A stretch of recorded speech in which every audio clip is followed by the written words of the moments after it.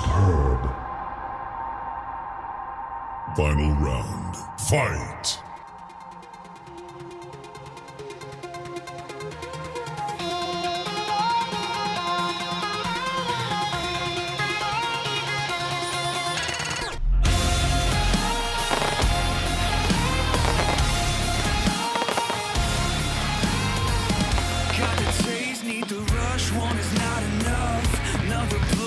The face, another uppercut. Feel the wind sinking in like it did before. Then the high starts to fade. Now I need some more. Hope you're numb to the pain, cause it's gonna stay. Better kneel, better hail, cause I am the king. Take a seat, take a number, cause you're next in line. I'm the moth to the flame, lead it or I'll die. Bringing out the big guns, cause there's hell to pay. Drop the bomb and I'll smile as I walk away. Don't take it personal. You're just another face to fall, to fall. Lights out, line 'em up, we'll knock 'em over. Lights out, ready for another, it's a blackout. Think you can do better, you're the next down. We'll knock the lights out.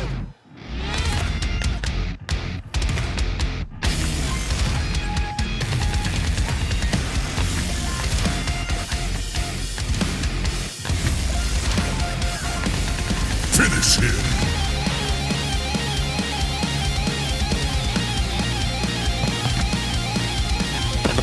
Outstanding! Brutality! Lights out, line 'em up, we'll knock 'em over. Lights out, ready for another, it's a blackout. Think you can do better, you're the next down. We'll knock the What I'm looking for! lights out. Lights out. Lights out. Lights out. Lights out. Lights out.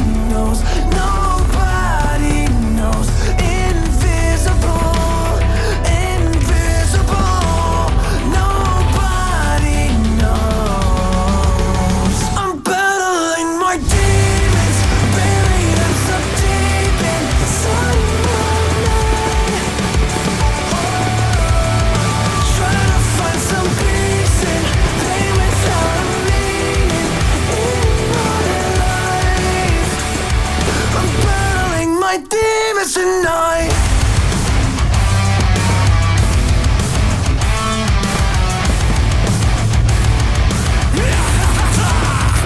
Torn apart by the undertow. Another loss is another blow. The loneliness in this bucket is all I know.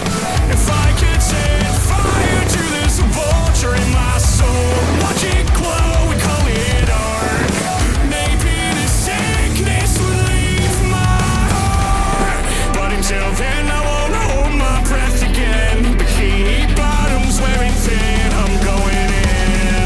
I'm battling my demons, bury them so deep inside of my mind.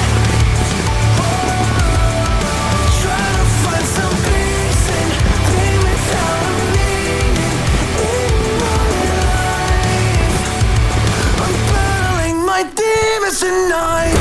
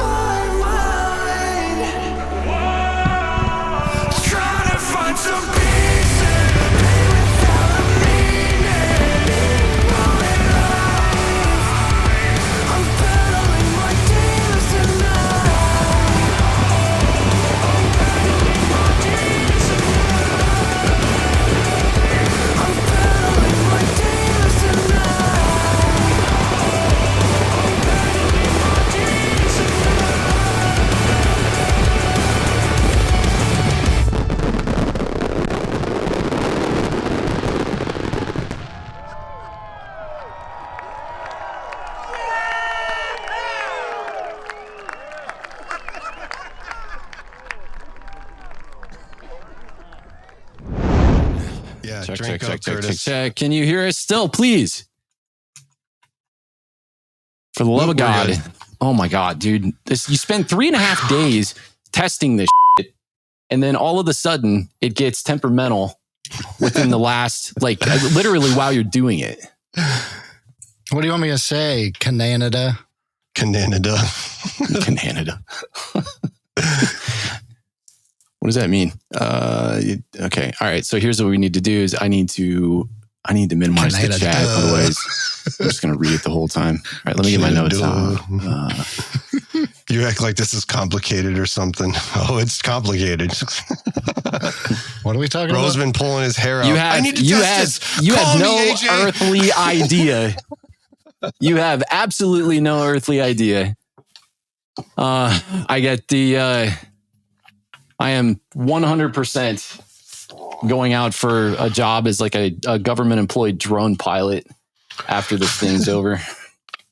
AJ, you can come with me. We can tag team it like they do with the tag team truckers, because I'm going to need somebody that I can rely on to not file the flight plan. You're by the tree. You're by the tree. Yeah. I don't even need to move to New Jersey, Jessica. I can do it in Dayton. They shut down Wright Pat Air Force Base for like 4 hours on Saturday because there were at least 4 drones flying over the Air Force Base that apparently they didn't know about, which I think is horse shit. That's just me and my conspiracies talking. Okay. All right. Bo do already this. has the trucker accessory. I'm curious. What is that? What does that even mean? I know, right? And that's enough of that. That's enough of Let's that. just get good. Oh, I know what he's talking. It's enough of that. We're Posey, AJ, and Jamie. Ignite your passion for pyro musical show design while testing the very limits of your capacity for stupid.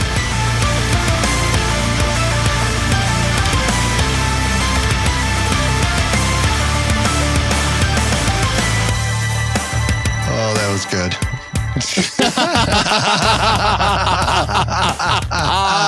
Yeah. welcome to the finale of the RHYTHM Pyro Podcast. This 2024. I'm Bo. That's AJ. Hola. That's Jamie. Unmuted. We're hobbyists and semi-professional pyro show designers. We're forever big fans of the modern pyro musical. And our little podcast, along with the company of the Brain Trust in this illustrious community, is a place where we can get together, talk shop fireworks, art, share tips, tricks, and kill some brain cells. Literally put them on their knees and pull the trigger together with you. But all in good company. A lot of company. That's a lot. Thank you for all of you guys that are coming out for the live Discord event. This is great, man. What's the math there? 1, 2, 3, 4, 5, 6, 7, 8, 9, 10, 32 people. That's freaking awesome. You know, there's a number on the side. Oh, shut up. It's 33, Bo. Shut up.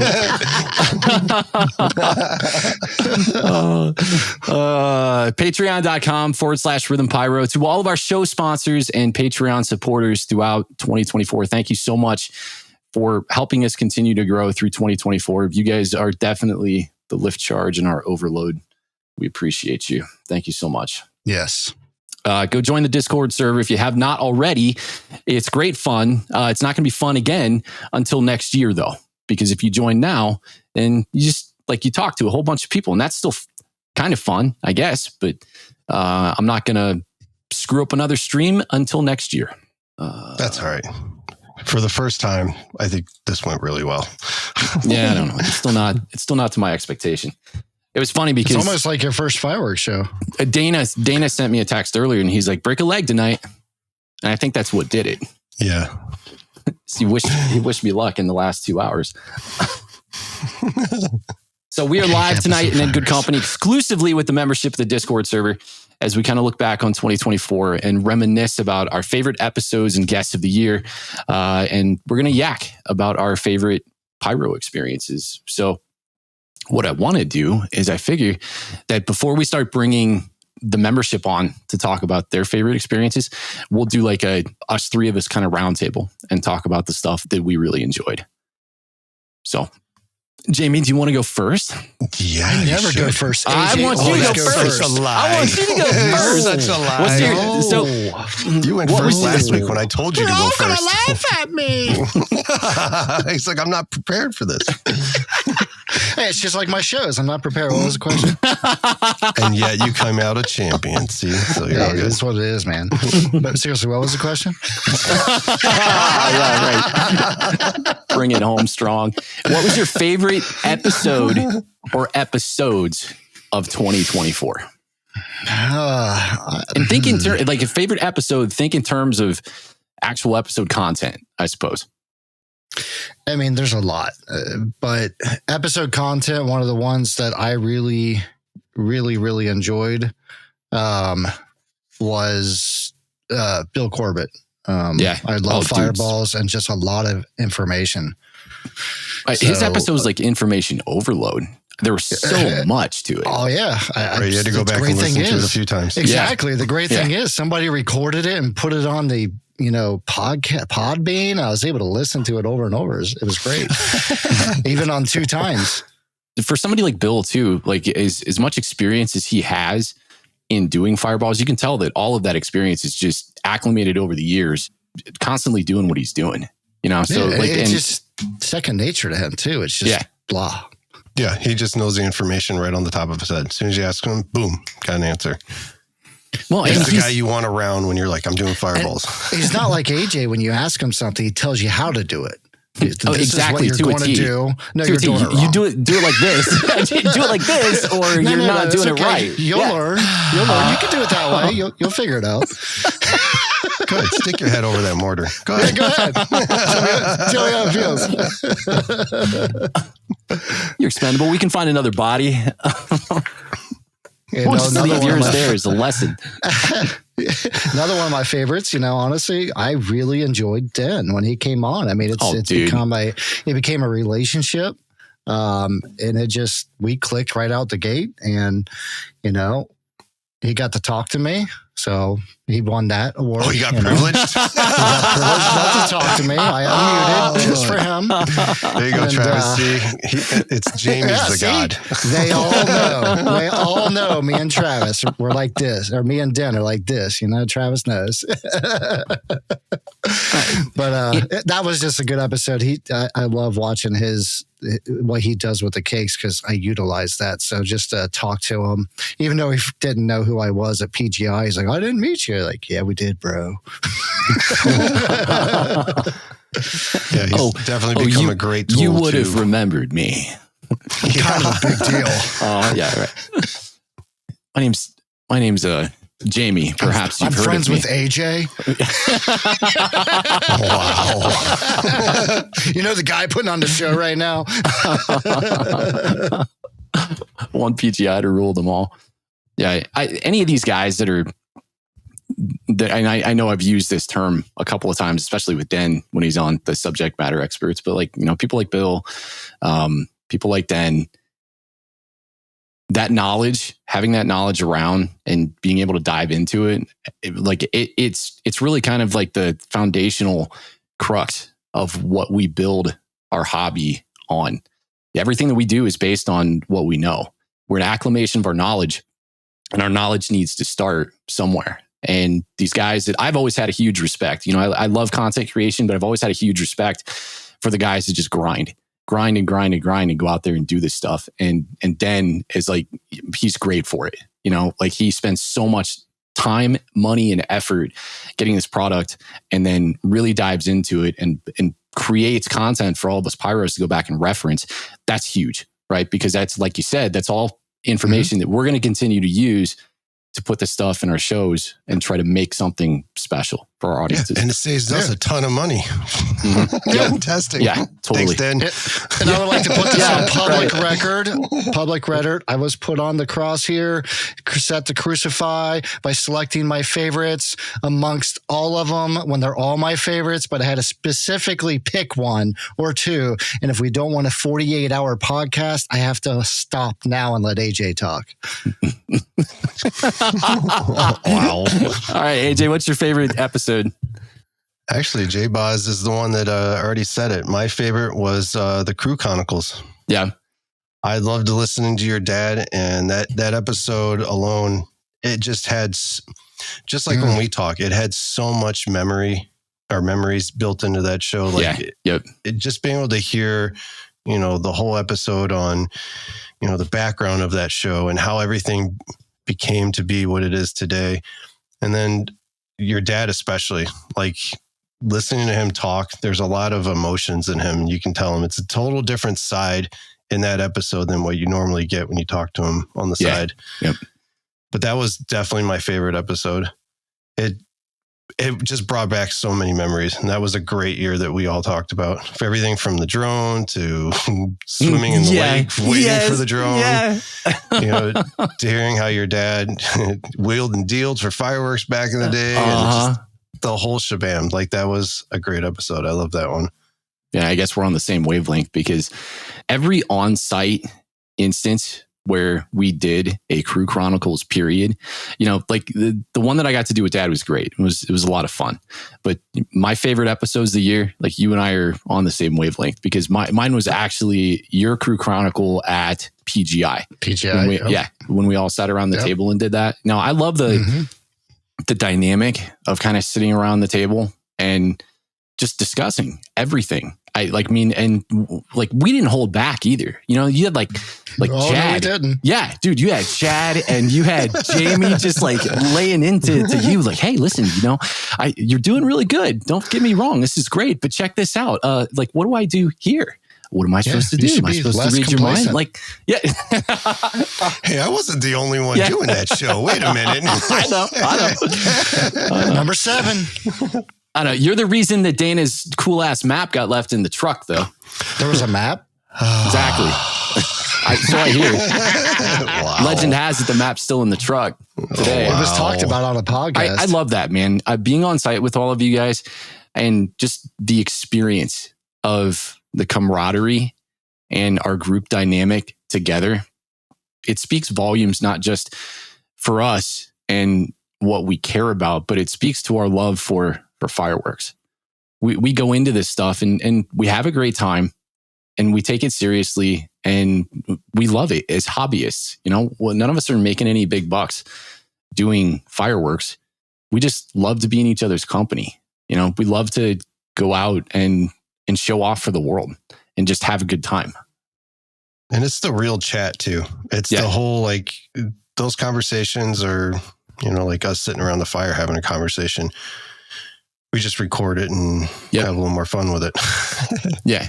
I think it's a little more direct and real in the sense that we, you know, I guess we've done this now for going on 2 years next year, but you know, when we all get in front of a hot mic and then we start talking about this stuff, it's kind of cool because it puts all of us in a mindset where we're trying to be respectful of organizing our thoughts and get those thoughts and feelings about fireworks out in front of the world.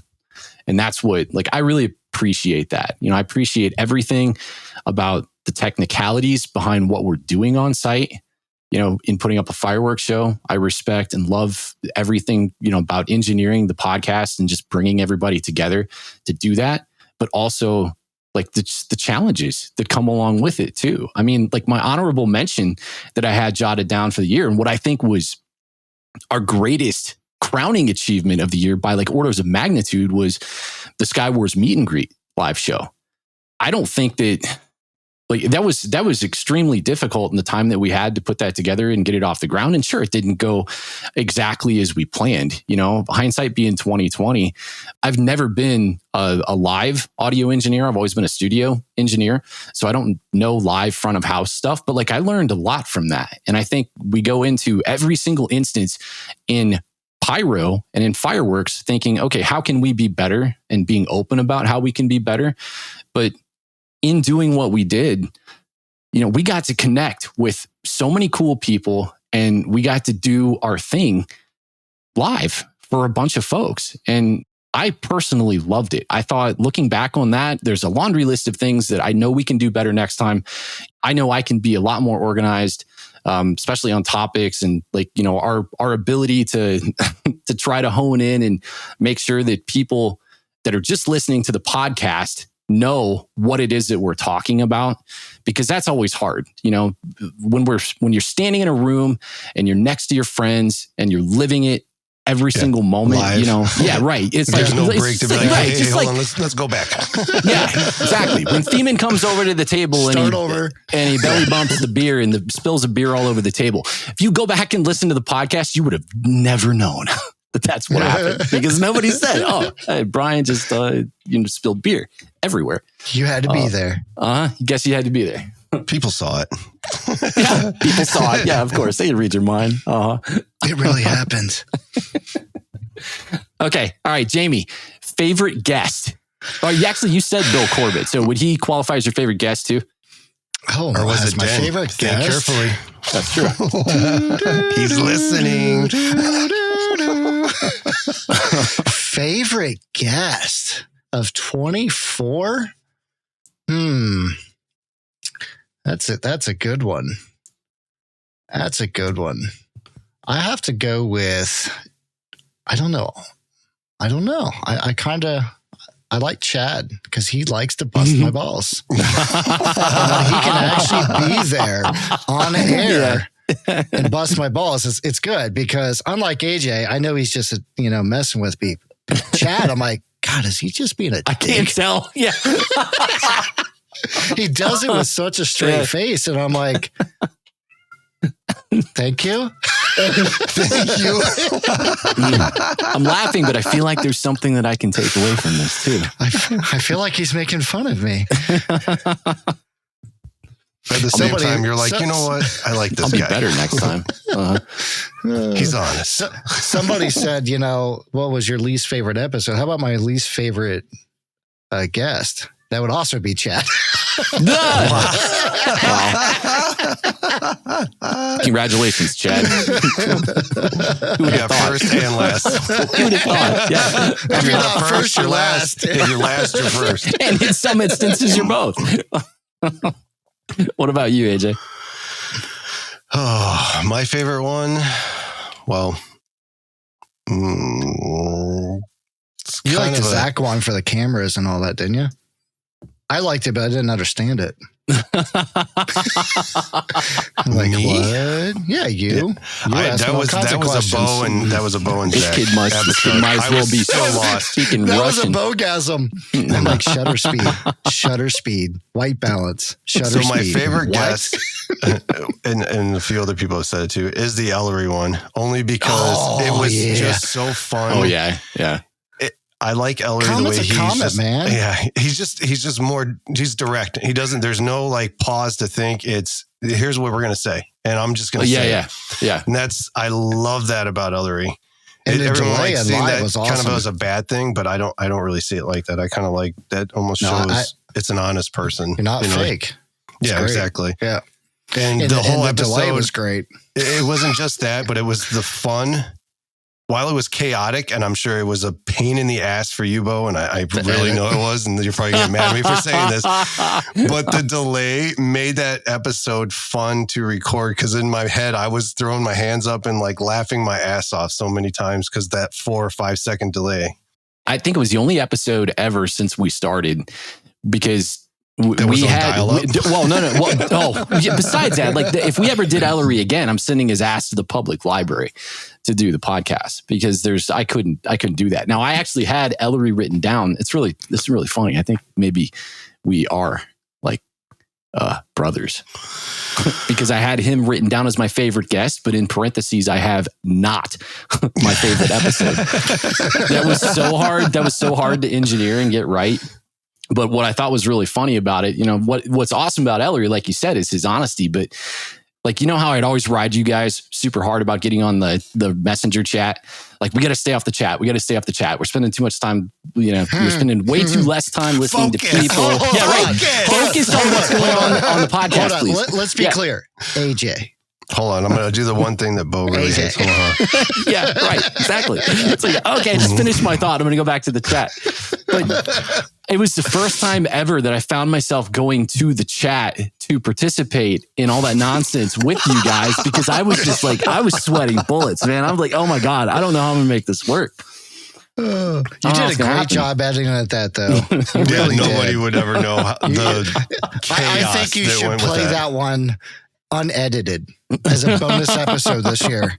Unedited. Yeah, that's a good idea. Bonus episode. Yeah, there you go. Great bonus episode. We would finish up a thought, and like maybe a half an hour or 45 minutes in, we'd finish up a thought. And as soon as we're done, like, that you just have to definitively finish that thought and then sit back and wait. And then 1 Mississippi, 2 Mississippi, 3 Mississippi, 4 Mississippi. Yeah.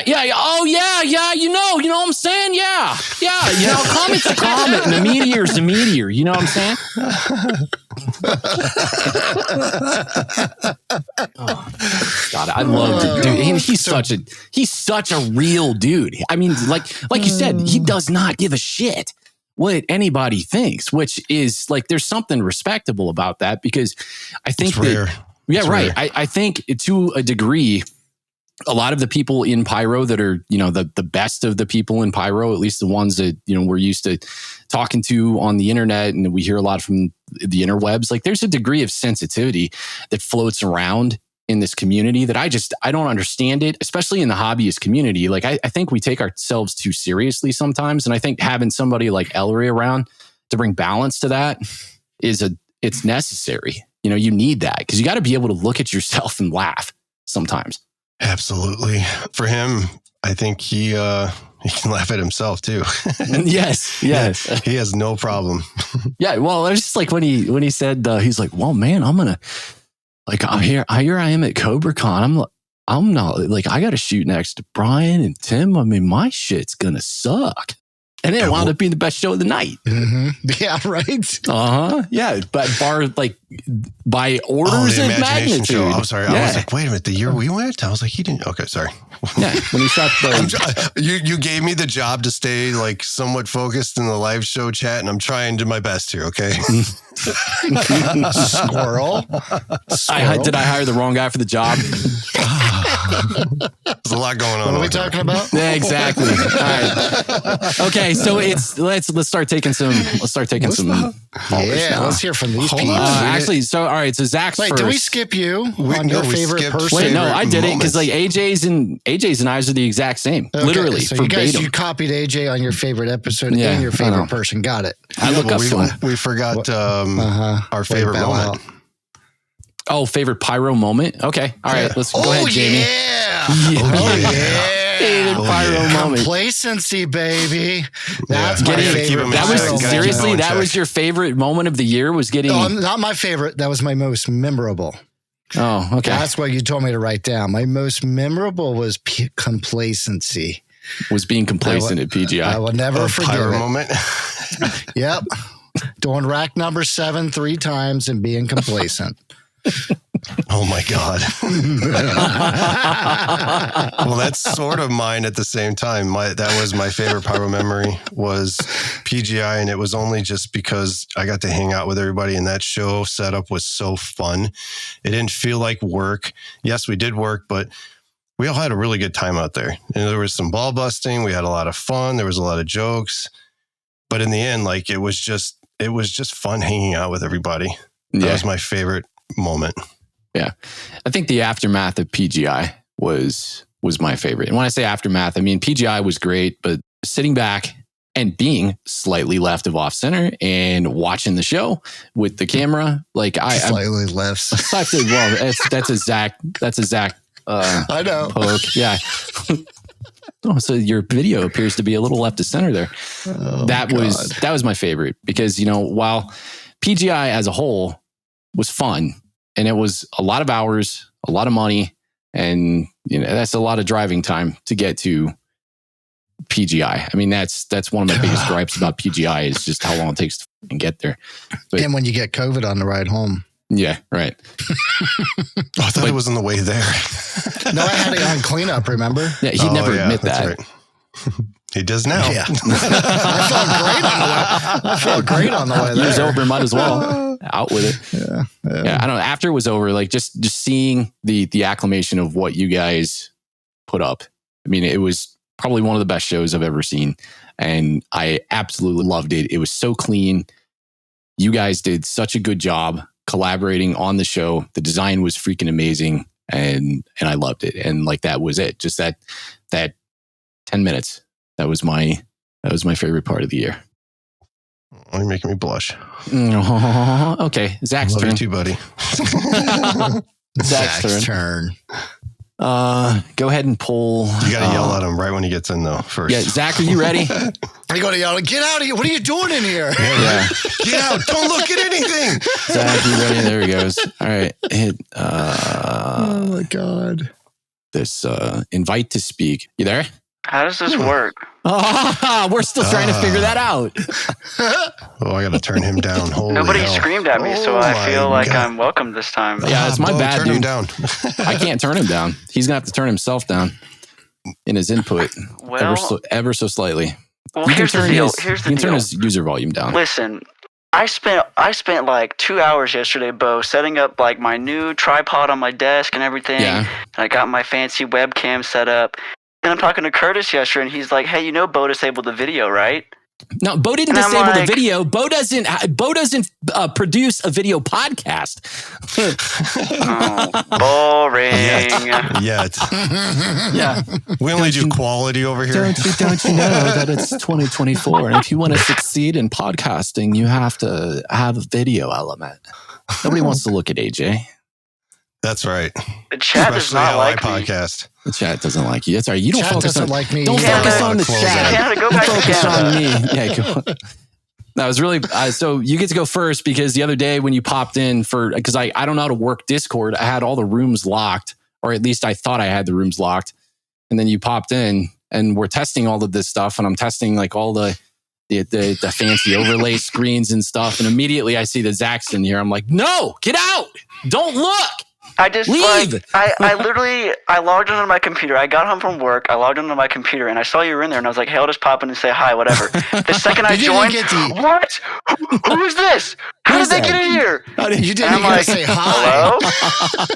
And AJ just like dying laughing in the background the whole time. And I was like, okay, bye. And I hung up and that was it. I thought I locked the room. How'd you get in here? You'd have thought that he saw Bo naked in the bathroom. Zach, what was your favorite episode of the year? Favorite episode of the year? You're conceded if you say the one that you were on. That was a really good episode. That's very egotistical. So I don't know. Now he's got to think of a new one.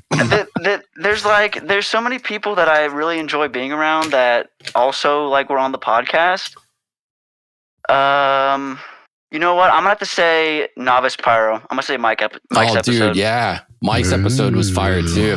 See, because like beginning of this year, I found him on YouTube, and I was like, man, who's this guy? He's making like big leaps in the pyro world.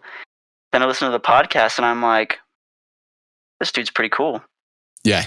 Mike's so nice to come into. He's there, happy to help. Yeah, to come into pyro, he's automatically doing something that I wish more of us would do, and that's just be humble right from the get-go. I mean, the dude started a channel that the whole premise of the channel is to take people through his journey of growth from the beginning. Yeah, and the quality is amazing too. Yes. Oh, yeah. It's phenomenal. I've seen him grow from doing it too. Just he keeps getting better at what he does just from helping other people. Yeah, 100%. And fast learner. Oh yeah. Oh hell yeah! Because he's gone from novice to totally not novice in a very what are you gonna do? You have to change your name now. He's gonna put on this big show and be like, "You ain't novice." Novice.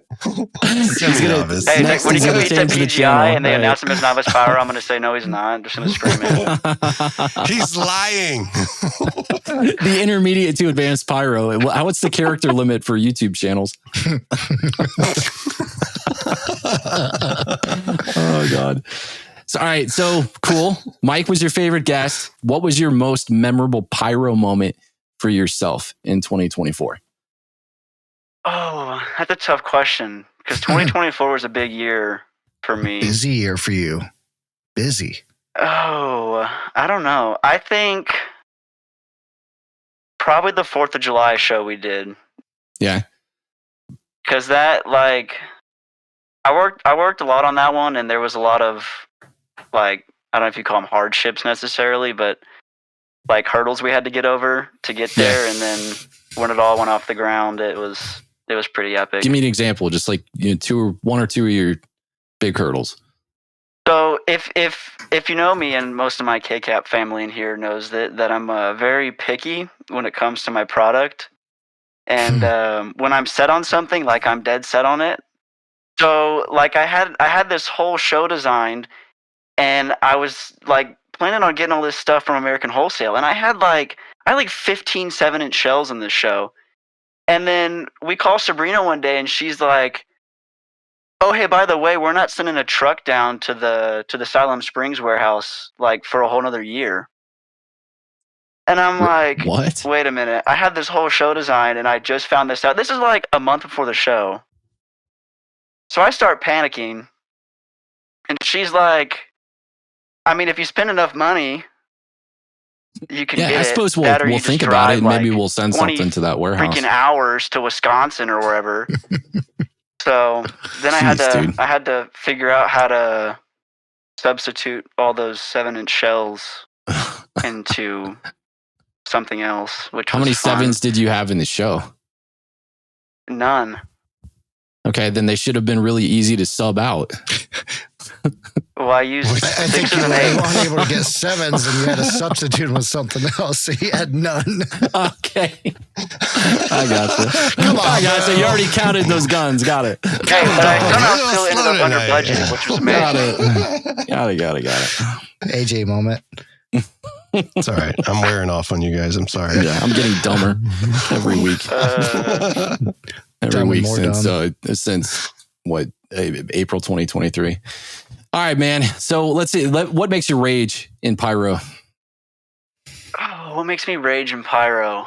Backwards racks. Backwards racks. Yeah. And I know specifically Travis Kramer is going to have some stupid comment about this, but they like to blame it on me. Yeah, right there in the chat says you're the king because I'm the king of backwards racks, apparently. Wow. Why do you think that is? One time listen, here's the thing. We were working on a show. It was like pouring rain the entire day, and the rack was in a black trash bag. What happened was... How am I supposed to know what direction it faces? It was blue. Don't lie. He said Travis said it's blue. Yeah, I guess it's hard. If it's in a bag, it is kind of hard to see, I suppose. Maybe right on the front of the bag, but I don't know who's ever done that before. Blame Travis. Blame Travis. Yep. Yeah. All right, man. Tell us what we can do better in 2025. Stop talking about it. Sorry, I couldn't help myself. I mean that, but also like maybe. Oh, I'm gonna get so much crap for saying this. Post videos faster. Post videos faster? Wait a minute. What videos? Yeah. Do we even post videos of the podcast? Specifically like PGI maybe. You don't need it. And I swear, if one person in the chat mentions Fallout, this is the pot calling the kettle black. Yeah, I was thinking the same thing. This is the pot calling the kettle black. Hey. But I you know what? I'm on break right now. I will edit and post one video, and you will see why I didn't edit any of them. Okay. Did you ever finish It looks Fallout? like you're looking through a foggy window. So nobody's gonna watch it anyway. Dude, the reason I don't do it is because it's already oversaturated anyway, and it's just it winds up being I don't want to say a waste of time because I like having the videos out, but then by the time they do go live, it's like they're just there. They don't exist to serve any purpose because there's already a bunch of videos that exist for the same show. So what you're saying is that I need to stop posting videos? You can embody my philosophy and we'll just quit and then we'll wait until everybody goes. I specifically remember post more videos. When you quit, we were at Skywars. We were at Skywars one time, and I think it was the year that Bill and them tried to set the world record. And you lean over and you're like, "Hey, I'm gonna film this on my phone and post it on YouTube 2 seconds after it happens and see how many views I get." Yeah, right. When Bill did the fireball, put it up like 7 seconds later because I managed to be one of the first 10,000 people to hit the cell tower, I guess. So it uploaded and I've got 8,000 views or something on that little short. And I just put the most cringy clickbait title in the thing, period. I should have put Russia bombs. The chat hates me. Mike, come on now. Okay, Zach, thanks, great. Man. Appreciate you, dude. All right, good talking to y'all. Later, man. Laters, brother. All right, who you got next for me, AJ? Who's up? You know what? There's a lot of talk going on right here with Travis, so I think we're going to bring him in. Travis, you ready? Uh-oh. Travis, let's go. Can you hear us? Uncle Travis. There we go. We got him. Need to speak. Maybe. Test, hi, buddy. Test. Test 1 2. Test 1 2. Yeah, just a hair. Yeah, I think we're gonna we'll have to wind up pulling our own personal user volume feeds down. What's up, buddy? I mean, all of the things. All of the things. All of the things. All of the things. Someone has been drinking. all of the things. Travis, you of all of my pyro friends have probably had one of the craziest, most successful, most productive pyro years of any one pyro friend that I have. Yeah, it's been a super busy year. Dude, you shot so many shows. Some of it planned, and some of it just last second. Let's just do this. Yeah, like what you did 3 days ago, 4 days ago. What was Saturday? Today's Tuesday, so yeah. Well, you shot a show literally with was it less? Would you say less than I mean, it's less than 24 hours for sure. Was it less than 12 hours that you decided to design it and put it together and shoot it? I decided to go for it at 6 p.m. on Friday, and I had to work Saturday morning from 8 until noon. And Wow. that's the gap. And we shot it. Yeah, we shot it Saturday. So That's crazy, dude. And it wasn't a huge crew either. It was tiny. It was like me and Justin Fletcher, wherever you are in the universe, Justin Fletcher. Thank God. God, dude. And it was it was only you two to put that thing together, the whole ordeal. At the end of Saturday, a few folks, and we've talked about this even when I was on last time. KCAP shows up, and I appreciate it. We had a few more people show up, but it was a pretty small crew, and it was not a great weather day. And I know you guys know that, where like when it's like bright and sunny and easy day kind of thing, you go a lot faster than when your feet are sinking. And our feet were starting to sink by the end of the night. It's crazy. Jeez, but it happened. That's good. Wow. Yeah, good. I just couldn't believe that you got it up in that amount of time. I mean, I laughed. Like, there's not many people that when somebody says in a group chat that they're going to shoot a show and like, wow, hey, that's awesome. Well, I mean, you're saying you're shooting it last minute, but when's the show? Oh, it's tomorrow. It's like, oh, what? Okay. Yeah, right. Okay. And then not even maybe 2 hours later, you posted the picture of the finished finale simulation. Well, how do you script that quick, dude? Well, the first thing, and I think you all appreciate this, and everyone on the chat right now, making a decision on the track is probably the biggest and fastest track to finish as far as like making progress, because we all hem and haw like, oh, I'm going to do this track and this track. And sometimes when you're like, okay, I'm just going to go and that's it. And that's actually was the only thing that was going to stop me from doing it, was if I couldn't find a track I wanted in 30 minutes. So I was like, okay, I have 30 minutes to find the track. And if I don't find it, I'm not doing it. Okay, so that adds a complete new complexity to this and a new level of appreciation, because I had assumed going into it that you have a little black book that's just full of songs that you already want to shoot. So the fact that you didn't have really has a bunch of scripts piled up and just makes us think he does them on the fly. He pulls it off the shelf and he names it in the last hour. So no, I wish that would be the smarter play. Maybe you should do that, right? Well, because I do. I have a few shows that I have kind of scripted for fun that they're sitting on the side. But most of them don't work for the moment. Like, it's winter, it's December, it's the club, and like it's kind of hard to fake that moment. I feel like, am I wrong? Yeah. I don't know. No, I don't think so. You're right. You're right. It's almost easier. Jessica makes a good point that you keep a really good inventory, so you're able to actively script because you know what you have. Oh yeah, that's huge. That's huge. Yeah, I keep about, let's see, I have about 500 cases right now, so that I pull from. So nice, Jesus, somewhere hidden under my daughter's bed. What's your address? Metaphorical bed. My address is 1549. And that's I'll Google you. Yeah. So what would you say congratulations, dude. I don't know how you do that. It blows my mind every time that you do it, and I have an extreme appreciation for you. You did this, like, last thing I guess that's off topic here is technically Zach did catch you in a lie, because you said earlier this year that was going to be like you were done with pyro for the year. How did the wife take it when you were like, you know what, honey, I got an idea? My wife is golden, and the chat will back me up on this. She was like, okay, do you need to do something? Because it was a club event, and we went from 4 to 3 to 2 to kind of 1 shoots. Yeah. And I felt bad. I was like, oh, we need to shoot.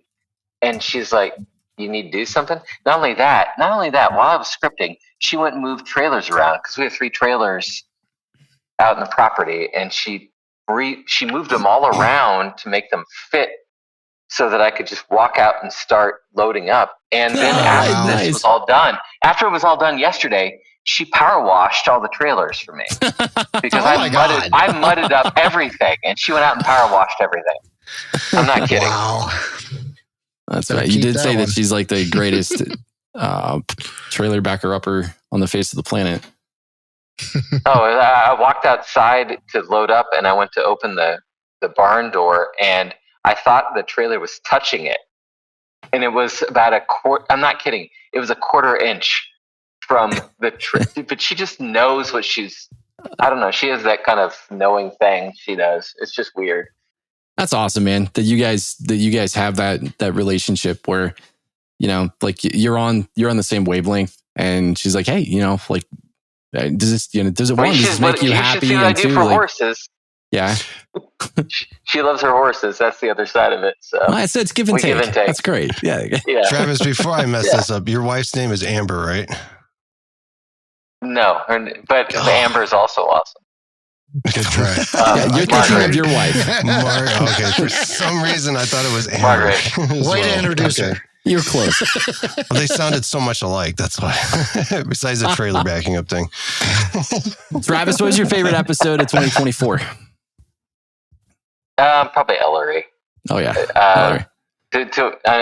Maybe it's cliche at this point. No, somebody needs to keep somebody needs to keep a tally of this. Yeah. Yeah, not to be a politician. I enjoyed so many of them. I actually got to listen to all of them at least once, and probably about a quarter of them twice. Nice. But to your point, and I think AJ said it more than a few times, Ellery, and he's not trying to be like blunt or mean. He's just like, this is just how it is, and it is what it is. He says that it is what it is. It was highly entertaining, Mm-hmm. And I loved Dan's episode, and I loved Bill's episode, and I loved, they were all great. I love Zach's episode for technicalities and specifics, and his bar for quality. And I'm sure every time he sees a video that I post super fast, he's like, that's certainly not level. I've listened to his episode so many times, and I still don't understand it. Bro, do you even white balance? Do you even white balance? Yeah, bro, do you even white balance? That's awesome, man. All right, brother. What was your favorite pyro moment of 2024 for you personally? I'm going to say all of PGI. All PGI. Because I've never been to PGI. So the whole experience. The whole experience, the rain, the muck, the big shells, the rain, the running over by the 1-3 line when like a 10 went up and they didn't know where it went in the air, and everyone was scattering. Yeah. Like the Maltese shells and everyone they brought over from Malta. Your show, like AJ, and the section that you guys did was so tight. And I could go on and on, and the time I spent with the people that went with us, and the time with my son. So I'm going to put PGI. That's awesome. That's That was my moment. Beautiful. Yeah, PGI was special, man. I surely didn't expect the first time that I'd ever get to go to the event would be to work, but I mean, and it was an experience. And I met Dan. Yeah, right. And I met Dan. And Dan was sitting behind us, and that guy is like the most. It's like he's almost unreal. He's like, "Oh, it's so great to meet you guys!" Like he even remembers you. He's like a walking hug. Yes, he is. Yeah, I told you, man. The guy is like, he literally, he picked the world's greatest mascot because he is a gigantic teddy bear. You meet him in real life, and you cannot. He's one of those human beings that when you look at him, you just can't help but just want to smile. And that's what I find so relatable about the dude. He's so kind. Yeah, I always feel bad every time he was on. I wasn't around. I was sick one time and gone another. I swear, Dan, we'll talk. I promise. I did actually. I asked Den if he wanted to do a cake talk on this episode. Den, did you find a couple cakes? Tell us in the chat, and then we'll bring you on to do that. Travis, thanks, man. Yeah, what can we do better in 2025? I mean, I can't think of anything. Just keep cool, going. We'll stop it there. I'm just kidding. Find. Yeah. No. Keep interviewing people. Keep finding new people to talk to. I mean, this is a tough industry as far as sometimes how small it gets. So just keep finding those new voices. I love it. I like new people. Yeah. AJ's afraid of them, but I like them. I don't talk to people. I don't talk to people. Whatever. Thanks, Travis. Appreciate you, man. Thank you, gentlemen. You have a great evening. Thanks for the time. You too, buddy. Bye. Thanks, Travis. There's brother. Bye. That's okay. We got your friend wants to talk to you. Bo. New hands here. Who we talking? All right. I see your John Mickert and Hurricane. So I'm ready for a confrontation. I think we should have both of them on. Do you want them both? If this is who I think it is, that's what I thought. That's who I thought this was. I'm sorry, I can't find my podcast. God. I shoved it.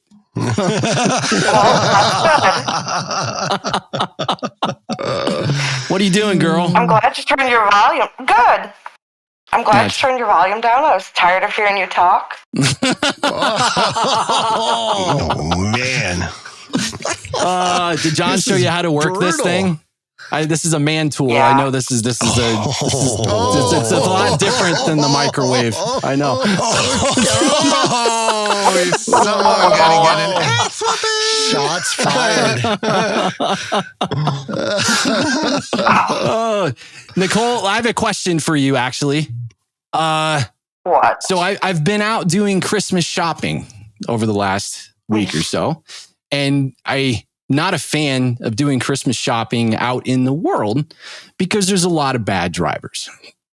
Would you consider yourself a good driver or a bad driver? I'm a perfect driver. You're a perfect driver? Are you a better driver than John?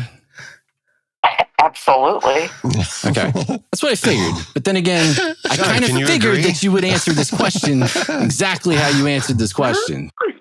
I'm scared for my life when she drives. But did you die? Oh my God. Get him, Nicole. So he's in the other room, right? You tell him that he's gonna... He's locked in the dungeon. He's locked in the dungeon? Yeah. So what was your favorite... I know that you didn't have a favorite episode this year, so I'm not even going to ask you that question. What was your favorite pyro moment from 2024? Hold on, she should have a favorite episode. I don't have a favorite episode. The one where the first one where you told me off, or the third one, or the fourth one? All of them are funny. They are. They're all hysterical. Top 10. Top 10. Well, I don't really have a favorite. We have to we should do like a Letterman segment where we bring you on, and the whole point is just to berate us. You're going to tell me your husband's episode wasn't your favorite one? Bad wife. John in the chat says, hint, my episode. Maybe that one. Maybe pick that one, Nicole. No, I didn't even listen to it. Drink up. She listens to you enough, John. Listen to that stupid podcast. I gotta listen to you enough. Oh God! Actually, this makes a lot of sense now. I think we should see what John has to say. I think so too. I think we should bring him into this. Hey, John, what do you think about this, John? That she doesn't have a favorite episode, especially the one that you weren't on. I don't even know what to say. I mean, she's going to be sleeping on the couch tonight. Who, you? She is. I doubt it, buddy. You think you're going to come forward and present yourself like a figure of authority? I know just from like 60 accumulated seconds of listening to voicemails who wears the pants in this relationship. Hold on. John wears the pants. No, Nicole wears the pants. No, Nicole picks them out. Hey, I'm fat too. I got to be really good. We're going out for dinner next week, so I don't want any trouble. This week. Oh, it's this week. That's right. Even worse. She doesn't give me a chance. Like, I get out of the shower and stick your clothes are on the bed, put them on. So you're saying there's a chance. She also tells you what your facial hair looks like and when you need to change it. She loves it. He looked like his dad in that picture with those. Ain't that one? He looked like mustache. Freddie Mercury. You sent that to me and he looked like a 1970s Freddie Mercury. I'm like, this is gold. I'm good. You know what? I'm shaving tonight. Yeah, but don't do that. Well, actually, yeah. If you promise to do that same mustache that she sent me in that picture, then double thumbs up, buddy. Yes, done deal. Oh my God, Jason, that's hilarious. We now pause for the Rhythm Pyro marriage counseling. We guarantee you're going to be worse off than when you started. It can't get worse from here. So I want to know this, Nicole. I want to know what your favorite pyro moment was of the year. Skywars 2024. Wow. Yeah, that one, it didn't happen. You got all of this time back. It was great, wasn't it? Did he make you sleep in that tent? No, because I didn't go. Oh, perfect. John's the one that slept in the tent, right? She wasn't going to show up till Friday. Oh. Yeah, I was in the tent. Okay. We got to get you a hotel, buddy. You're the lead shooter. We can't have, like, you got an appearance to keep up. Sleep in the freaking tent. People are watching, John. Can't see me, though. Where's your lead shooter? I don't know. He's a homeless guy. He's back there in the tent somewhere. It's that guy that's bathing with a 1 gallon milk carton full of water. Luckily, it rained. I got a free shower every night. Yeah. Oh, God.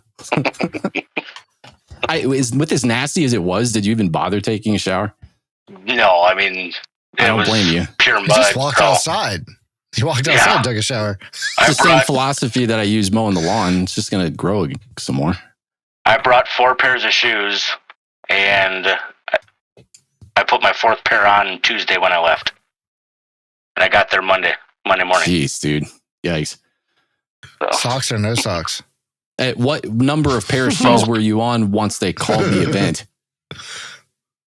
Probably pair number 3. Were you really? What were you like? Did you put any thought into that? Like, what am I going to do when 3 days from now I didn't expect it to be raining constant.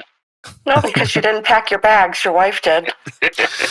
Jesus. Well, you underpacked them. Maybe you should have packed another 6 pairs of boots. I would have only had 1 pair if I packed them.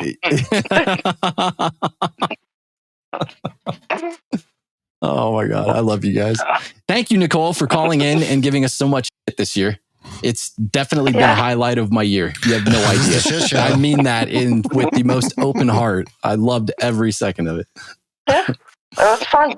Yeah. John, what was your favorite pyro moment? What was your favorite pyro moment of the year? Probably when everything went off. Okay. So many moments. This year was a shit show. This year was rough. A lot of delays, a lot of rain, a lot of problems, but in the end, everything went off. But it's okay. Once you plug the SMPTE feed cable in, everything, there it goes. Oh, wow. There it goes. Will you look at that? Hey, what cord's plugged into the remote? Oh, shit. You know what? Yeah. None cord. You got it. None cord. It's wireless. All right, man. I can't wait to see it next year. I'm looking forward to Sky Wars. Yeah, definitely. Don't fuck this up. Yes. Wow. I'm trying not to. Love you, Nicole. Bye. Bye, Nicole. Bye. Bye-bye. See you Friday. See you guys. Oh, God. Who's next? Who is next? You want to bring no sleeves on? We can bring. You know what? Hold on a second. I don't think. I thought I saw Jim's in here, didn't he? And didn't he say something funny like, "How do I do this? How do I work this thing?" Talk and then say something like that. Does he know how to do it? Oh, he knows how to talk. Oh, there he is. Right I know there. he knows how to talk, but does he know how to work all the Discord buttons? All right, Jim, we're gonna bring you in, but you got to do your favorite. You're gonna have to do something. I think you have to unmute. Where's he at? Bottom right. Bottom right. Next to last. There he is. All right, and Jim, you've been invited. Do the podcast thing. You've been invited to speak. I think you have to hit a button now. Yep. I think he left. Did he get it? He got it. Did you get it? Hello. Oh my God. Oh my God. There he is. Jim, you there? As all you guys are freezing your asses off at 75 degrees. Where are you at? Oh, he's in New Orleans, aren't you? New Orleans. I knew it. That's right. I knew this it. This is that time of the year. I forgot. Are you making big pyro dollars? Not yet. It's all on the 31st. Wait a minute. Every bit of it? They only open up for a day? No, we're open now, but we're preparing and getting everything. You do little business now, but most of your business is the 31st. 90% of all the business down here is the 31st. Jeez, Pete, dude. That's crazy. Everybody waits to the last minute? Yes. And we're talking about Goofy Darts here, though, so you know how he runs. He doesn't sleep. Like, he just gets it done. He doesn't sleep, but he puts out very quickly, though. What are we talking about? Hey, there was a dude, Jim, that he went to a work function down in New Orleans here recently. Is that a nasty city? Is it dirty down there? Don't get haters now. I'm not hating. I'm wondering. Yeah, you said yes and no. You see any rats? I have, but New York is still worse. Oh, it is? There's more rats in New York than there is down here. Huh. It's just, if you look up videos during COVID, you could see all the street cams with rats and mice and rats eating mice and stuff like that when the roads were closed. Oh, jeez. But it's a party town. Bars don't have to close. Yeah. You're down there now through New Year's. When do you come back? I will be home the 5th. Really? That's nuts, man. That they have big volume sales like that in just these really localized spots. It's not localized. It's bigger than 4th of July up north. You got to think, what time does it get dark in December or January? 4:30. 5 o'clock? Yeah, right. Early. Okay. So you're lighting fireworks off from 4:30 till 2 in the morning. Yeah, it's nonstop down there, isn't it? Yes. And it still goes till like 2 in the morning. The whole city's on party down. Then how many years have you done that? First year I came down here was 18. 18? 2018 was the first year I came down here. Well, somebody thought you were awful good at it. Oh. Like, you know what? That Jim, he really knocked it out of the park. We're going to send him back. Don't you do the Christmas trees down there too? I've done that a couple years, but it's not, it's a give and take. I used to do that early, but then sometimes it'll be great, but sometimes it'll be like, what the hell are we doing? To get rid of them. So they just gave it up. Gotcha. Just not What is lucrative, the huh? best bar in NOLA? Do what? For Travis, there ain't no best bar in NOLA. It's basically get your own liquor and put it in a brown paper bag and walk Jim around. is the bar. You don't need a brown paper bag. It's open carry. You could carry it. You could drink. You could do anything anywhere. They got those goofy programs. Well, actually, I don't even know it's probably so progressive down there that it's like what they inherited at some of these outdoor places that they have in Ohio now, where they got these programs where you can just walk around with an open container in spots. There's limitations to it. There has to be. Glass, you could take your alcohol anywhere. Really? Fish bowls, everything. They Big pretty old, much sell alcohol at just like stands. Jim's fireworks store. And alcohol. Yeah. High performance only.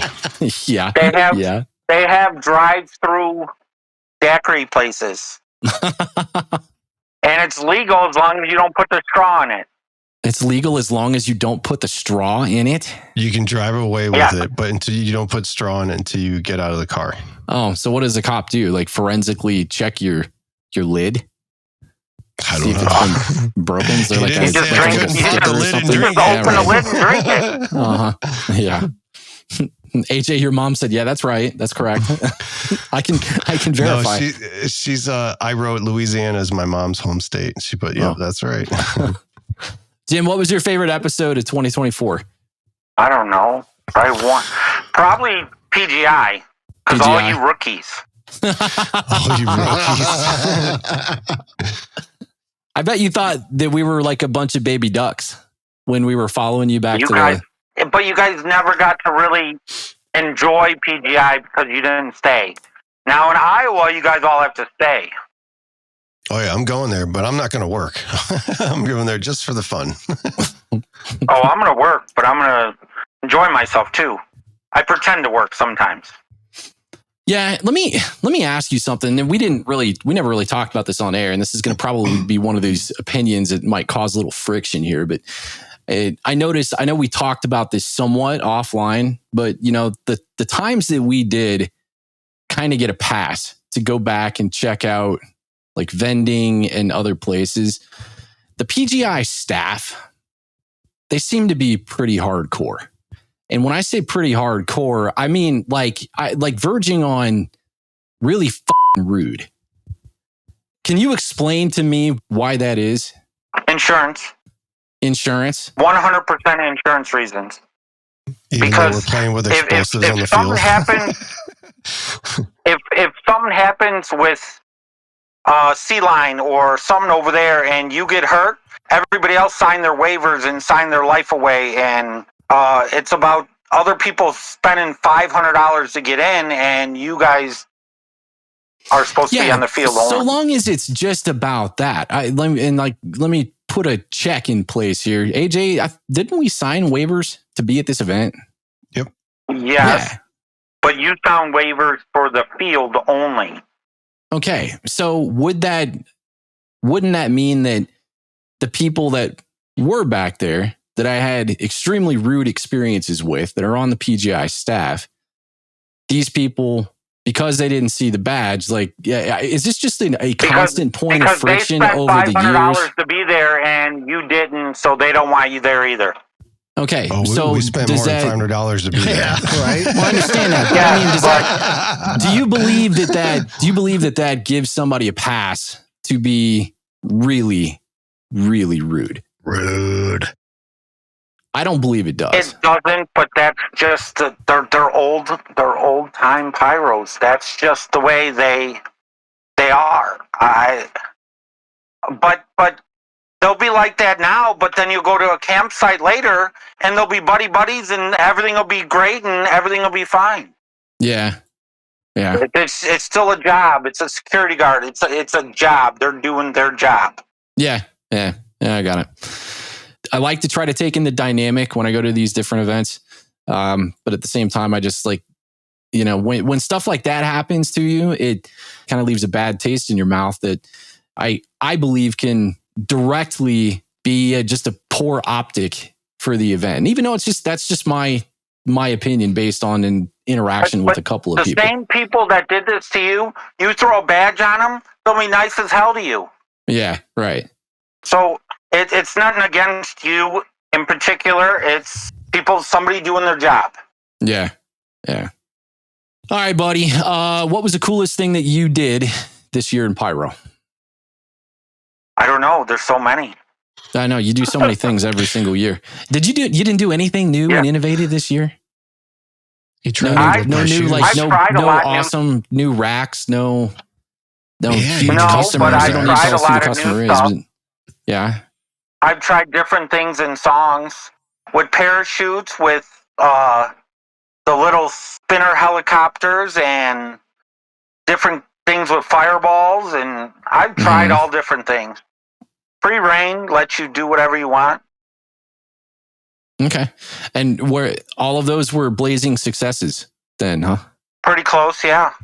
I forgot who I was talking to. What? It's high performance. It's Jim, high performance. Yeah. High octane. $500,000. Just wait. They're going to get bigger. What can we do better in 2025, my dude? Oh boy. Let me have it. I can take it. For me? for AJ. What can AJ do better in 2025? Whoa. Us. I'm doing expanded my show horizon. Actually planning stuff maybe longer than showing up and programming a show on site. I know that's kind of been your thing, though. It's always. But well, wait a minute. You're telling us that that's what we need to do? No, he was saying that's what he needs to do better. Okay, I didn't ask you what you could do better. I'm not asking you to self-reflect. I'm asking you to shit on us and tell us what we can do better. Yeah, right. Jeez, man. Yeah. Get off your soapbox. Okay, here's what you need to do. You guys need to just stop scripting altogether and then wait until the day before. Yeah, it works for Jeff. Or yeah, it works. I do it all the time. Works for me. It'll be fine. Very well. I remember it's not the day before. You have to finish scripting 20 minutes to a half an hour before you do the show. That's when you stop. The show. Finish scripting during the show. Somebody posted a picture of you at your, I don't remember which show it was. I think it was one of your demo shows, actually. It might have been Mid-States. Somebody just snapped a quick little picture of you from the backside, just kind of like nose down right in your script. And, you look at the old skin watch and you're like, okay, we must be T-minus 2 hours to showtime if Jim's still working on the old script. Scripting 20 minutes before for the week. Oh, Travis. Okay, get out of here. Okay, get out of here. Thanks, Jim. Love you, man. Later, dude. Thank you. Yeah. Bye. Later's Goofy. I need like a sound clip that just like a blow people off the air. All right, who's next? Who's up? Okay, bye. Dazzle me. Bye. I want to be dazzled with Get some no sleeves on. here. It's almost his bedtime. Sorry, it is? sleeves. Yeah, let's pull Doug in here. Right. Doug, you've been invited to speak. Buddy chants when their person's coming into the room. I'm going to turn you down. Chants their name. Oh, yeah. How about now? There you go. How about now? Is that working? Yeah. Are you in the middle of a set? I'm in the middle of a set. What? Yeah, you in the middle of a set. What are we doing buys today? Are we doing deltoids? Yeah. Doing I was just he's in the process of ripping off the rest of his sleeves. Ripping off the rest of his sleeves. I don't imagine you have any sleeved shirts, do you? I mean, it is winter, so I guess you one. dive into that drawer. Yeah. That's good. That's good. Sleeveless hoodie, no problem. Sleeveless coat. We need a special one made for him. Rhythm Pyro Podcast sleeveless hoodie. I mean, I guess we can make it. Wow. I'll do all the pre-work and I'm going to ship it to AJ and then he can do the sleeveless stuff because I don't know how you like it. I don't know how you take your sleeveless shirts. It's like making a coffee for somebody, I'm sure. Take the stitch out. Dude, you cut way too close to the seam. This is going to fray way too hard. He's got a thread puller. He doesn't cut, do you? No, I don't think he did that because when we were at PGI, Vanna asked him about He's professional. He cuts it. He cuts it right on there. It looks like he pulled the threads. Yeah. That's right. It does the old-fashioned way. A pro. Just use the scissors.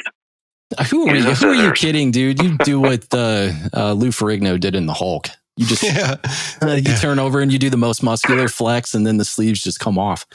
He just burns the sleeves off. Yeah, that's okay. Right. You can admit it. They get scared and you're like, I'm gone. Yeah, right.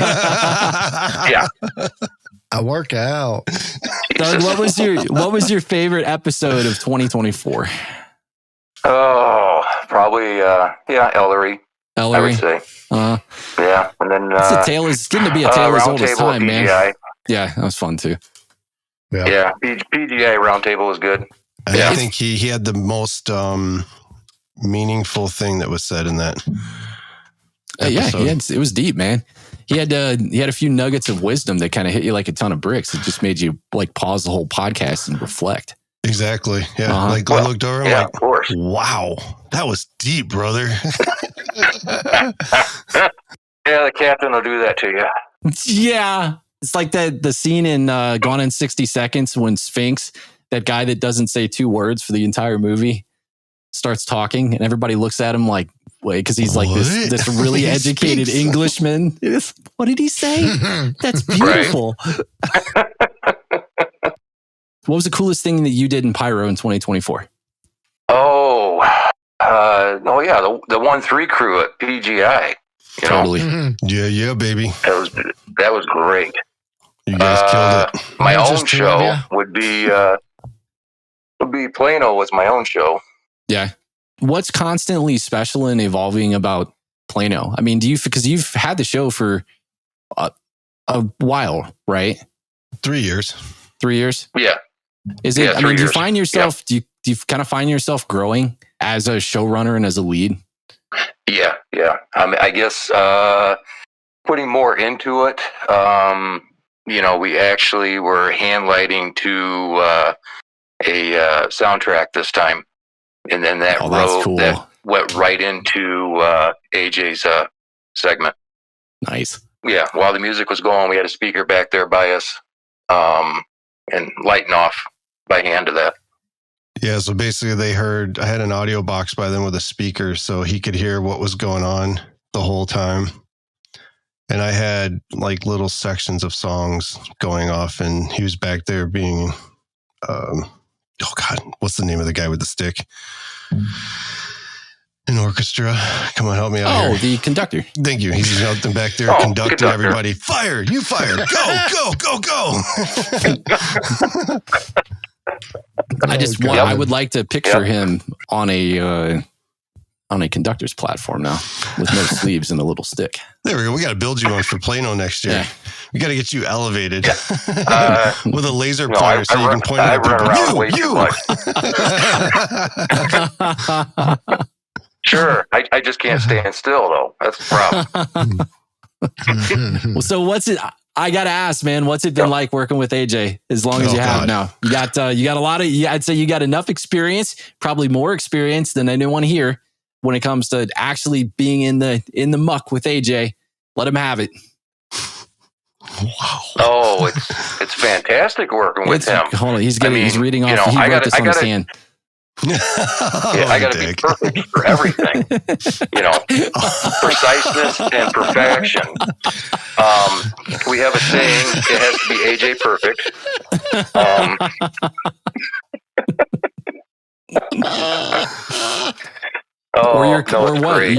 There's you're feeling a degree of complacency. 15 degrees, okay? 15, yeah, right. That's right. And we make sure it's one click, not two. Yeah, that's important. Clicks matter. Yeah, I love it, man. Caesar. John, what does that mean? Did you great. AJ first? What does that mean? Everybody knows what that means, AJ. I don't know what that means. And I don't know what this Pyro Caesar means. I mean, I don't know where Pyro Caesar comes from because he shares the love out there. He's a hard worker. He'll get his hands dirty. Yeah. To fix everything that you did. Don't just so much around. So that he'll take he gets tired of like that radio thumb gets tired after a while, and he's just like, here, hold this, and give you the radio, and then he's gone. He's out to the field. Oh my God. You can't do it. You can't do it. You just do it yourself. I remember that at PGI. We're not moving fast enough for you. I was like, no, I can't do it. I wanted to come help. I didn't want you guys to be like doing everything yourselves. So that's really what it was. I wanted to make sure I was out there doing it with you guys. I don't want to just sit in the back and be like, do this, do that. Do it. I'll just do it myself. And PGI was the best experience, but it also cost me a little dough. So it was also the most expensive. Yeah, that was intense. Trailer is fixed. But now you almost have a new trailer. Just a new wood floor and you're good to go. Yeah, I don't have to buy a new trailer because it's new. Yeah. You could sell it as a new trailer. I can. Yeah, it's restored. It's restored. Thanks, Doug. Appreciate you, man. All right. Thank you. Yep. Bye, awesome. Doug. Thumbs up. There's Doug. I think I saw a placeholder. Nate raise his hand. Thumbs up. Did he? I don't see anybody with their hand up. Somebody stick their hand. He did a while ago. Placeholder Nate did. Where do you see Nate at? Oh, there Hobby. we go. Hobby Lobby. Hey, we got to get CJ on too because he's going to have to listen to himself for once. You want to tell him what else you're going to have him make? Hello. Speaking quickly. Hello. Hello, Nate. Hobby Lobby. Hobby Lobby. Hello, Hobby Lobby. Hobby Lobby. This isn't Nate. What? Why'd you say Nate? Give me. What do you want me? What do you want us to call you? You want me to call you a hobby collector? Because if you don't tell us what to call you, you're gonna forever you'll be known as Hobby Lobby. Hobby Lobby. It's Trevor. That's Trevor. Okay, what's up, dude? Who is Hobby Lobby? I actually wanted to come on to fangirl AJ for a sec. I don't think we've actually met, but all the Kit Kat people can attest to the fact I fangirled the first Skywars show you did. Your winning show is probably my top 3 all-time favorite Pyro musicals. Appreciate it, brother. I don't know about the fangirl thing, though. That's kind of strange.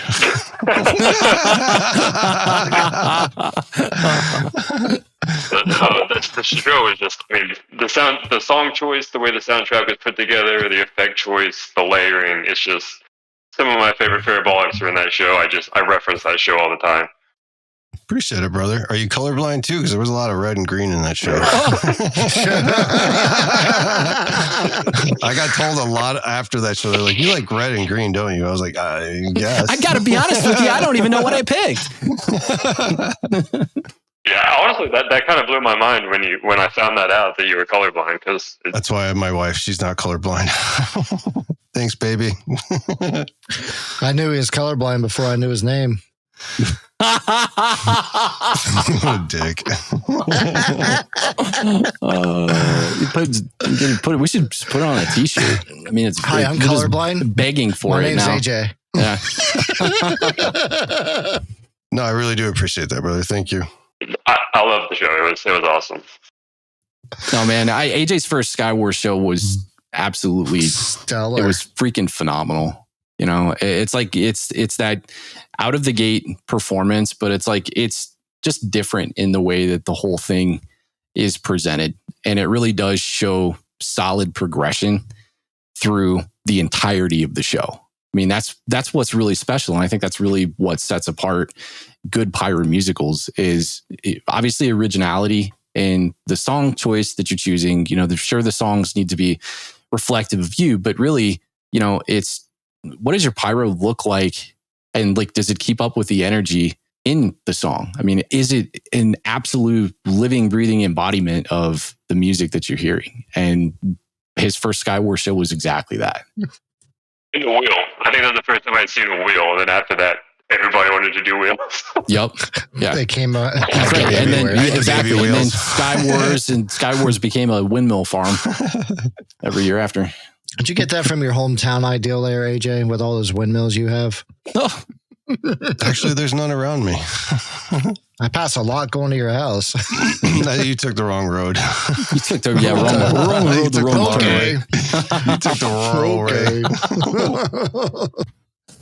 Trevor, what was your favorite episode in 2024? I liked the Fireball one. Mm-hmm. I liked Travis's one. Travis is a good friend. Yep.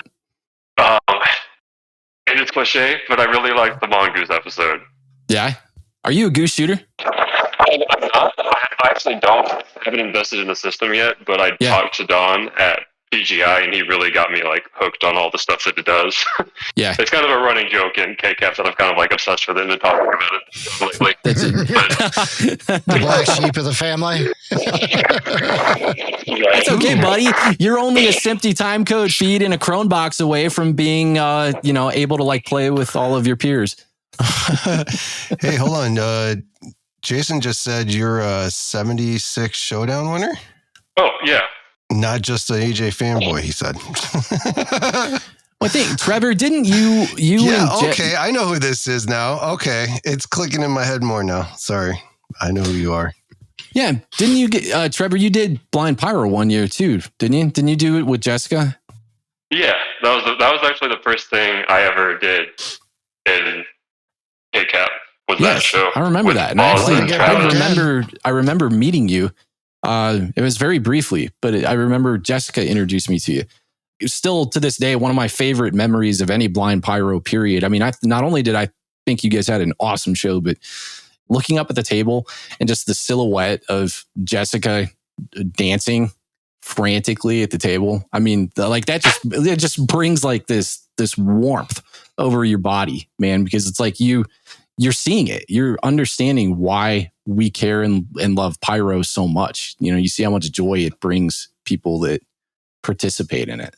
I got to give a big shout out to Boz and Travis and Justin. I don't think he was in here, but I mean, that was the first thing I ever did. I had met them at a plug shoot before that event, and they're like, "Hey, we're going to do this thing if you're interested." I'm like, "Yeah, I mean, I want to just jump in the deep end and do this stuff." Yeah. We did that, and then yeah. What made you want to start designing? Because I know that was one of the first things that Jessica told me about you before she introduced me to you. Was she's like, "You got to meet Trevor. Like he's really, really talented. He's really talented. He's a great designer, and he's got a lot of potential." What got you into this?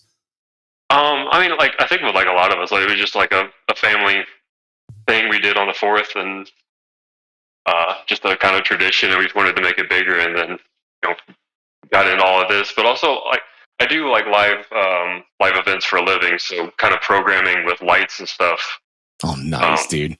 A lot of like crossovers. So like with the SMPTE and everything, like, yeah, it kind of just like some of the skills were already there. It's just a different.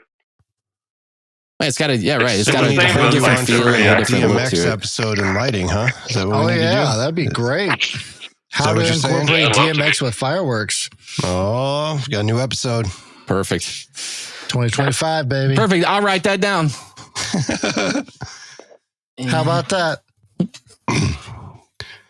All right, man. What was your, let's see. I didn't ask you what your biggest moment was this year. So what was your biggest moment in 2024? I think a lot of people have already said it already, but I think PGI was probably the most fun. Yeah. Yeah. I've never built shells before. Oh, dude, the stuff that people made, that was the first time in a long time that I saw something totally different and totally new. Like, I'd not even seen some of that stuff in video. So my wife actually was in the small beginner shell, something like that. She ended up winning, and I think the coolest memory I've had, maybe in all of pyro, was the trash from her shell actually came down right to us. And the person standing behind us caught it and handed it to my wife. But all the places it could have gone in 360 degrees, it came right. It just floated down slowly. We could watch it, and somebody caught it, just handed it to us. So. Did you keep it? Yeah, Mama, sure. I'm coming home. That's awesome. So what do you got? Is it sitting on the mantelpiece at home? Do you have it sitting out as a set piece on your dining room table? Where is it? We put it in a little jar, and we have it in a thing up on the wall. And she won first place. So, is your wife in here right now? Yeah. Oh, okay. I see someone says I still have it. I'm like, maybe that's his wife. Does she want to come on? Because I'm actually kind of interested. Oh, gosh. Does she want to come on or no? It's okay if she doesn't. Well, they would. She's feisty. She's feisty? Yeah. Because that shell making experience, manufacturing is... She said, I can. I'll get her totally different world. She said she can. I'll get her in. Okay, cool. Yeah, that's a totally different world, man. And I think... Hello! Hey. What's up? Hold on, let me turn you down just a little bit. Oh no. Congratulations on the shell trash that you have hanging on the wall. Yes, thank you. Thank you. That's really a cool story though. That is a cool story. What are the odds? Yeah. Really? I mean, they shot our shells at twilight then, so it was still kind of daylight, so we were fortunate we could see it coming back, but... Yeah, but what's the odds of that flying at you and just looking at it going, that's coming right back to us? It's like a boomerang. Yes. I said it's like playing 500 in the parking lot. I got it. I got it. So what was it like building shells? I've never, shy of stuff that I shouldn't have been doing many, many years ago. I never did it legit like you guys do at PGI. I mean, does everything happen on site at PGI? What's that experience like? So the shell building class that I took, they made the stars for us because it was the beginner's class. But I think in mums, someone else can correct me if I'm wrong, but I think in mums, they maybe roll stars there. Oh, cool. No, they probably can't. it takes too long to dry them. Yeah. But so basically you have the stars, and then I did the Italian shell building class. So they're the little cylinders, and then you kind of construct everything. You tap in all the powder, and then spiking them was probably the coolest part. Like wrapping them to actually look like a little salami, which Is that's with all the string, right? That they put around it? Okay. What does that do? What's the function of that? Compression.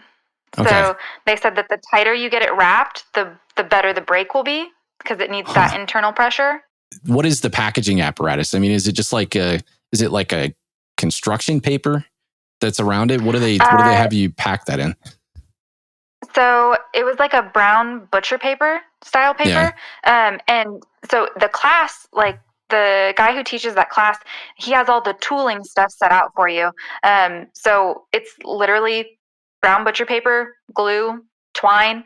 The spoolettes are, they did make those for us too. Those are what go on the ends. Yeah. And they're like cardboard and like a dowel rod basically. Mm-hmm. But yeah, it was very cool. I still remember when Trevor and I like first met, when we first started dating, he really wanted me to take some test so that we could start buying things to make fireworks. That was 12 years ago. And now, I don't know, it was just a really cool experience to like get to actually go and do stuff like that. No, Trevor, this is not permission to start manufacturing in our garage. Oh man, you were that close. You were that close. But we're gonna go to PGI. I'm gonna spend all this money, and we're gonna she's gonna have this great experience, and we're gonna go home. She's gonna finally let me do it. But it's Christmas. Listen, if our garage was not attached to our house, we could maybe talk. Okay. Build a shed. You got next year to detach a garage. That's awesome. I am so happy that you got to have that experience. Did you get to build any shells that had a bottom shot in them? No. I think so. We were fortunate and also dumb. I think like as first time PGI goers, we kind of learned the hard way that don't sign up for a completely full plate. Because we thought we weren't realizing there was going to be so much other stuff to just go and look at and watch and do, that we were trying to fill our time. So we signed up for several classes. I think we built girandolas. There were smoke shells we built, so daytime smoke shells. We did the Class C inserts class as well. Jeez. Which those were. And we were setting up a small Class C during all of this too. Oh my God. Yeah, also that. Wow. And then we helped with we helped set up the Dominator Donnie show. And we helped Dan Haynes with the Spirit of 76 show. We helped get the drones off. Yeah, it was my gosh, now that I think about it, that was such a busy We got so much stuff done, you guys. Looking back, how'd you do it? That is a lot. But I think that's what you pay for, right? That's what you pay for. You go and you have this really kick-ass experience, and you really truly do. I mean, even though like what we did in our own personal experience was just limited to what we'd done 100,000 times before out on the field, we still had an experience. And even if, you know, the extent of the experience that I did have was just watching new shells that I've never ever seen before, like effects that I've never seen, that to me is special. That's why I love going to these kind of events. So I'm really, really happy for both of you guys that you get to do something that was new and refreshing. Yeah, I think for me, one of the coolest parts of PGI, even though they had they canceled one night, maybe two because of weather. So the rockets at the very, very end, they got pushed super late in the night. So I think a lot of people left and didn't get to see them. Thankfully, we stuck it out. But there was 100 hand-built rockets. I cannot think of his name, but you know what I'm talking about. They're all every single one of them is immaculate. Wow. It's always blown my mind that they can get some of the effects that they can get into a rocket head. Yeah. I would never think it sometimes, especially these guys that are shooting some staged rockets. I'm like, well, how do you even do that? We'll find out this next year, right? Are you going next year, Bo? I don't know. One gigantic, super expensive trip after another. I'm just looking forward to, like doing stuff that doesn't cost that much money in December, January. Ask me in February. Maybe we can get a deal. Yeah, maybe we can get a deal. All right, I'll let you work on that. I'm on it. Trevor, and is it Ashley? Is that your name? Yes. Oh, Trevor, Ashley, thank you so much. Ashley, would you say that was your big pyro moment for the year? Did you have any? I mean, what was your favorite episode? I don't know. We listen to them a lot in the car as we're going back and forth between places, so I don't usually pick up on like titles, but yeah, I'm not sure. Say that one where I made an AJ joke. Wow. And then we'll go with that one. That's all of them. Course. Totally. Yeah, that's every single one of them. Well, thank you guys. Don't mean to me. Thank you guys so much for listening. We appreciate it. Thank you guys. Thank you. Yeah, thanks, Trevor. Oops, sorry, I cut him off. Sorry, thanks, buddy. Trevor. Sorry. I didn't get to say thank you. Sorry. Get out of here. Oh, man. Okay. Let's see. We got it. Who else we got here? Cody. You ready? Cody, baby? do you want to come on? Yeah, he does. I know he does. He might be I bet he's in the bathroom. Not Cody B. It's not. Are you in the bathroom, Cody? Not Cody B. No. Are you pooping? This is the better Cody. Yeah, be Cody, not This Cody. is the Cody you want to be. Cody, Get it? What? Cody, the one you want to be. What's up, Victory? Can you guys hear me? Oh yeah, loud and clear. Can you hear me? Yeah. Quit making fun of my bathroom trips, okay? I like. Well, that's okay. That bathroom that you guys got at the shop is like that looks nicer than my bathroom at my house. Whatever. It does. It genuinely does. That's because he lives at his shop. Mine needs a good That's scrubbing. his house now. Yeah. He doesn't leave the office. I'm here right now. See? I'm here right now. Oh, God. What have you been up to? Oh, man. It's finally slowed down around here. Yeah, work. That's all I do, right? No, but it slowed down and going into the holidays, obviously. So just kind of year-end fun stuff around here. Yeah. Kind of just. Well, and I'm sure that gives you. Does that give you a chance to breathe? Yeah, a little bit. It's kind of like.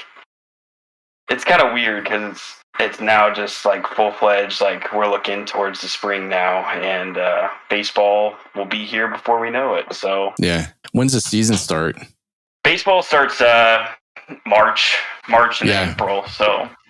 Yeah, it'll be January and February are always pretty slow, but it's the best kind of slow. So we'll go shoot some shows on New Year's Eve, and then come back from that, and then pretty much have like 2 months to get our shit together and be ready for the season. Well, dude, and like 2 months isn't a vacation; it's just 2 months of prep work, right?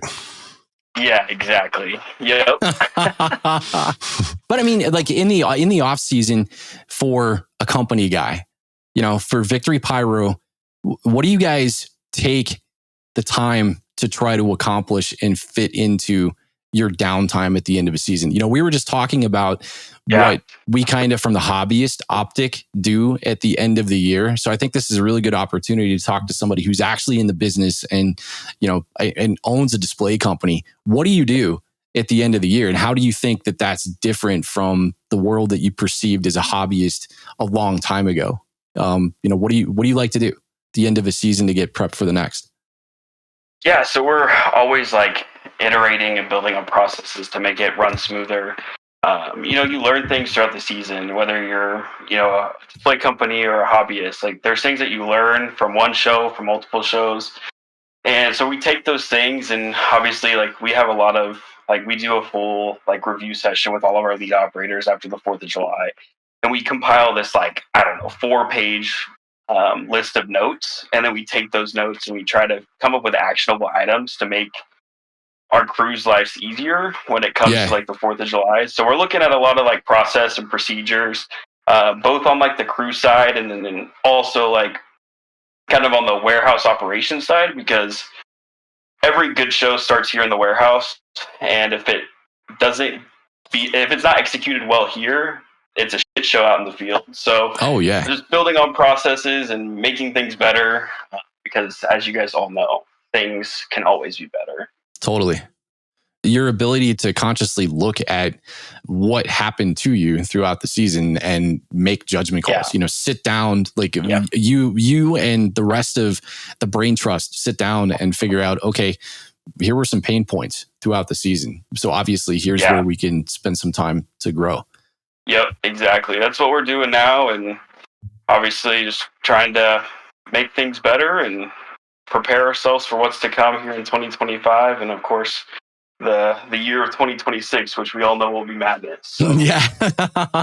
Yeah. Need more lead ops, man. Yeah. Oh my goodness. So many more. So this is what was like the crowning achievement for Victory in 2024? Biggest, like coolest experience that you guys had? Yeah, there's a lot. We, obviously producing a good amount of shows. We've been doing football for several seasons now, but that's always just a highlight. It's just so different in terms of like the type of production, because we're also used to like being kind of the main show, and being part of football productions is so different. We're kind of like a sideshow. I mean, you saw it kind of live and in person. Like we're a small component of this bigger engine, and it's just kind of fun to be part of. So that's always fun to kind of see come together and working with like all the different teams that we have to work with. And I'd say like getting into the baseball market's been huge for us. Like it keeps our spring pretty busy. And so being able to kind of get into that baseball market and produce more shows has been pretty great. So the growth that you guys have experienced and the way that you guys kind of lead the company and the way that you guys innovate, it's really special. And you guys continue to do it, and you continue to do it extremely effectively and extremely well. And from meeting you in 22, just in 22 at CobraCon to seeing what you've accomplished since then is just wow. It's next level, buddy. Yeah, it's insane. It's been a wild journey, and we're blessed to be on it, of course. But it's cool to see the industry and what you guys are doing. I think everybody in this chat can agree, like super appreciated, because the stories you tell and the content that you guys deliver is fantastic. So keep doing what you're Appreciate doing. it, brother. Thank you. Yeah. Appreciate it, buddy. What do you, what can we, speaking of, I mean, that's a great opportunity to get your feedback. What do you think that we can do better in 2025? That's a great segue, dude. I love it. Personal growth. Hit me with it. Hit me with the hammer of God. Yeah, no. You guys do great work. Maybe one thing kind of coming from the industry side, maybe tying in some more of those industry folks. I think that the folks that you have on the podcast are great, and I listen to them every week. But like other industry folks, whether that's like from the compliance sector, from other businesses in the space, like I think that could be pretty interesting. Well, and I think that I completely agree with you. I think that bridges a gap too. I think so often a lot of the hobbyists tend to exist in somewhat of an echo chamber. And it's an echo chamber where the information kind of comes from just a couple of sources, and then everything down the line is just telephone. And believe it or not, I mean, we're all subject to that. And I think so many, entities like the APA and, a lot of like you guys and a lot of the big industry players, everybody's part of the APA. And I think the APA spends so much time advocating for fireworks, but also being that kind of like, I don't know, right? I would say a regulatory body, but they're more of like would you say more of like a lobbyist? Yeah, I would in the say, grand scheme it's of a things. collective, right? Are you talking about APA, correct? Yeah. I think part of that too is Cody was like, he wants on as well. Oh yeah, for sure, dude. I've been promising Cody. I've been promising that we can get Cody on for months, and Cody's probably like, "Both no one wants to listen." Yeah, no one wants to listen to a young 20-year-old who just went from nothing to everything like overnight. Something. Let's not go everything yet. Something. That's a huge accomplishment. I would say, like industry. There's so many people out there, and you guys have hit so many like so many folks that I didn't even know about, kind of going into the industry, like for myself, like kind of living this like hobbyist life for a couple of years in my high school days, and then like kind of flipping the switch and then going professional and like building Victory as it is today. So you guys have like really tapped into some folks that have been interesting to listen to, and I thought like kind of served a need, and the content was very timely. So yeah, I agree, man. I love that feedback, and that's definitely something that we'll work on in 2025. Is kind of opening this thing up and being a part of the bigger picture. Yeah. It's always trying to get outside of what you consider to be safe, you know? And like, I think for so many years, like me personally, I've always been a hobbyist and dealt within the constraints or that, you know, that wrestling ring of the hobbyist world. But one thing that I think that I've kind of come to the realization of is being in that ring and, you know, podcasting for, you know, going on 2 years, Q1 of next year, we've talked about a lot, but at some point, you know, I look at AJ and I look at Jamie and we sit down and we were like, man, how do we keep this fresh? How do we keep it fresh? Yeah. How do we keep talking about new things? And the industry is that's always evolving. The industry is always evolving and it's always changing. And so it impacts the display company. It impacts the hobbyists, like everything that's happening at the APA and the NFA level, like that impacts totally everybody up and downstream. So, yep. Yeah. I love it, man. Did you have any favorite episodes of ours in 2024? Yeah, I was going back through and trying to dial in what I thought my favorite was. I'd probably go with I have it pulled up here. It was the one where I think AJ talks about like 1-3 shows. Was it number? Gosh, Was it the one where we were talking? Elevating your show with 1.3? No. Are you talking about the one where we kind of like we kind of put on display talk about, like, the kind of evolution between 1.4 and 1.3? Yeah, it was number 60. Yeah. I don't know. I was like staring me right in the effing face. Oh, AJ knows exactly which one. You said number 60. He knows exactly what you're talking about. That's what I said. The one where I'm shoot sight Caesar with the ratchet episode strap. 60. That's every episode. Oh, do you guys lean into that quite a bit on that one? No, it's a blanket statement at this point. It is. I'm pretty sure, like when we were recording another podcast, I said something about it, so it kind of just lives on in infamy. Yeah, but yeah, I thought that was a really good episode. That's right. It was 6. Yes, yeah, it was the one. It was the one where, you know, because I think at some point in Pyromusicalers' journey, you go from 1.4 and you start integrating in 1.3, and that episode was kind of that was like how did you do it, AJ? You know, how did you tackle it? Because that was right around the time that you were getting ready for PGI. You know, I think that was actually right before PGI. Listening to all the episodes lately, listening to that one, I truly wasn't ready to talk about that too. Like it was a lot to like really think about and like try to explain, but listening to that episode again, I think I could explain it better. Yeah, I just didn't. I didn't want you to forget. I didn't want you to get too comfortable in generalizing the thing, because then I'd be like, it'd be weeks and weeks and weeks of, well, you know, I did that one thing, you know. I'm just that one thing. I'm just God. Come on. I just did that one thing. You know? Yeah. God mode entered. God.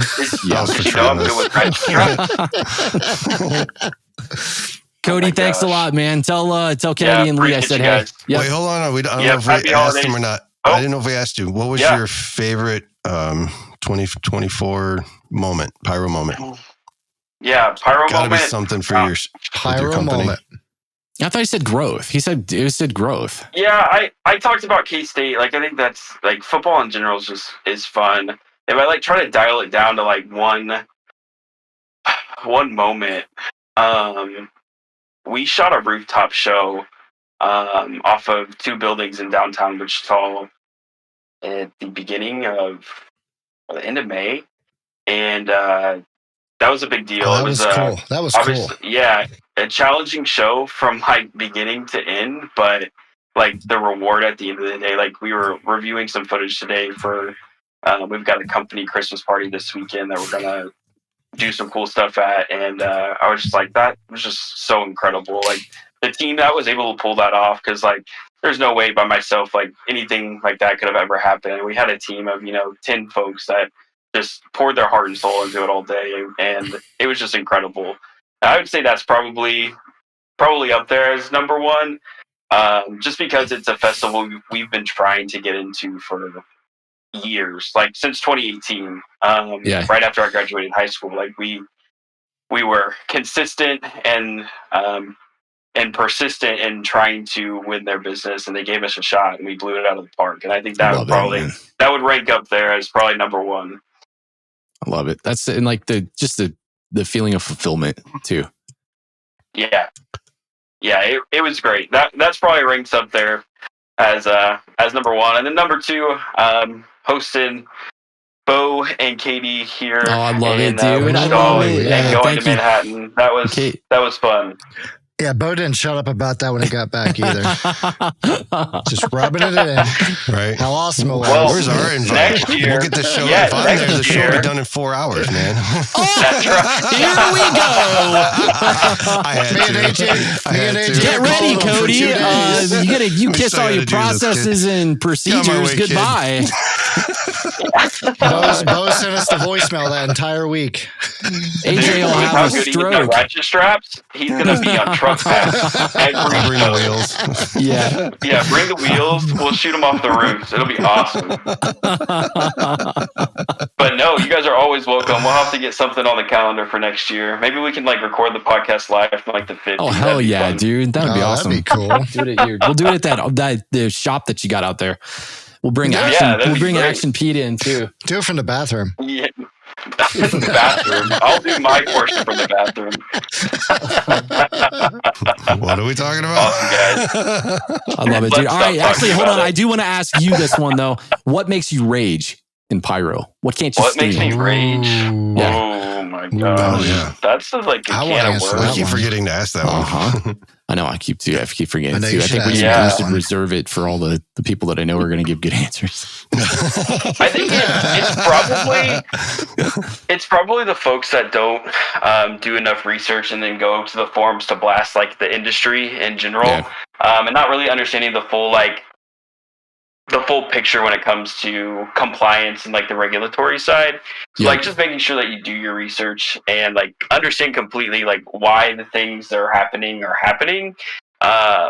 because it's usually not because the government wants to step in. So I would just say that makes me rage when I like look on the forums. I'm like, they just don't even don't even start to they're not even trying to understand. So yeah. Well, I think how much of that do you think just falls back on this feeling of well it shouldn't be like that, and it doesn't. Sometimes it doesn't matter, you're damned if you do or you're damned if you don't, but compliance is compliance. And to be quite honest, like the more I learn about our industry and how the industry is regulated, the regulatory bodies are very open to hearing the opinions of the industry, so they can help the industry regulate itself versus them having to do it for us.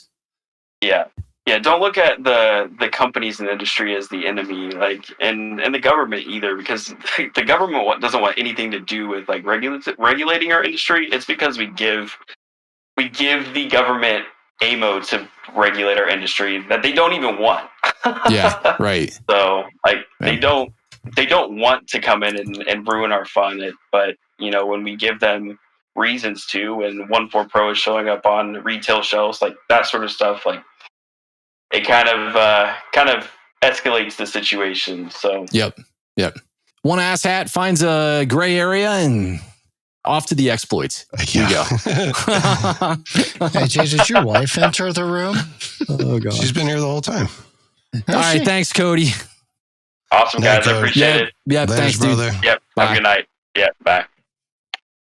Okay. All right. Who else we got? Oh God, full room. What else we got? We're going on. We're going on exactly 2 hours. Is there anybody else that has ants in their pants? Anybody's bedtime that wants to speak? Speak now or forever hold your peace. CJ, it is CJ's bedtime. There's placeholder. Nice, Nate. There's placeholder, Nate. What about Fred? That's a good one. No one knows who Fred is. He's going to use a voice changer. Nate, what's up, dude? I'm back. Perfect. Hold on a second. Let me turn you down. All right. Turn down for what? Yeah, Jamie, I'll let you lead this one. Wow.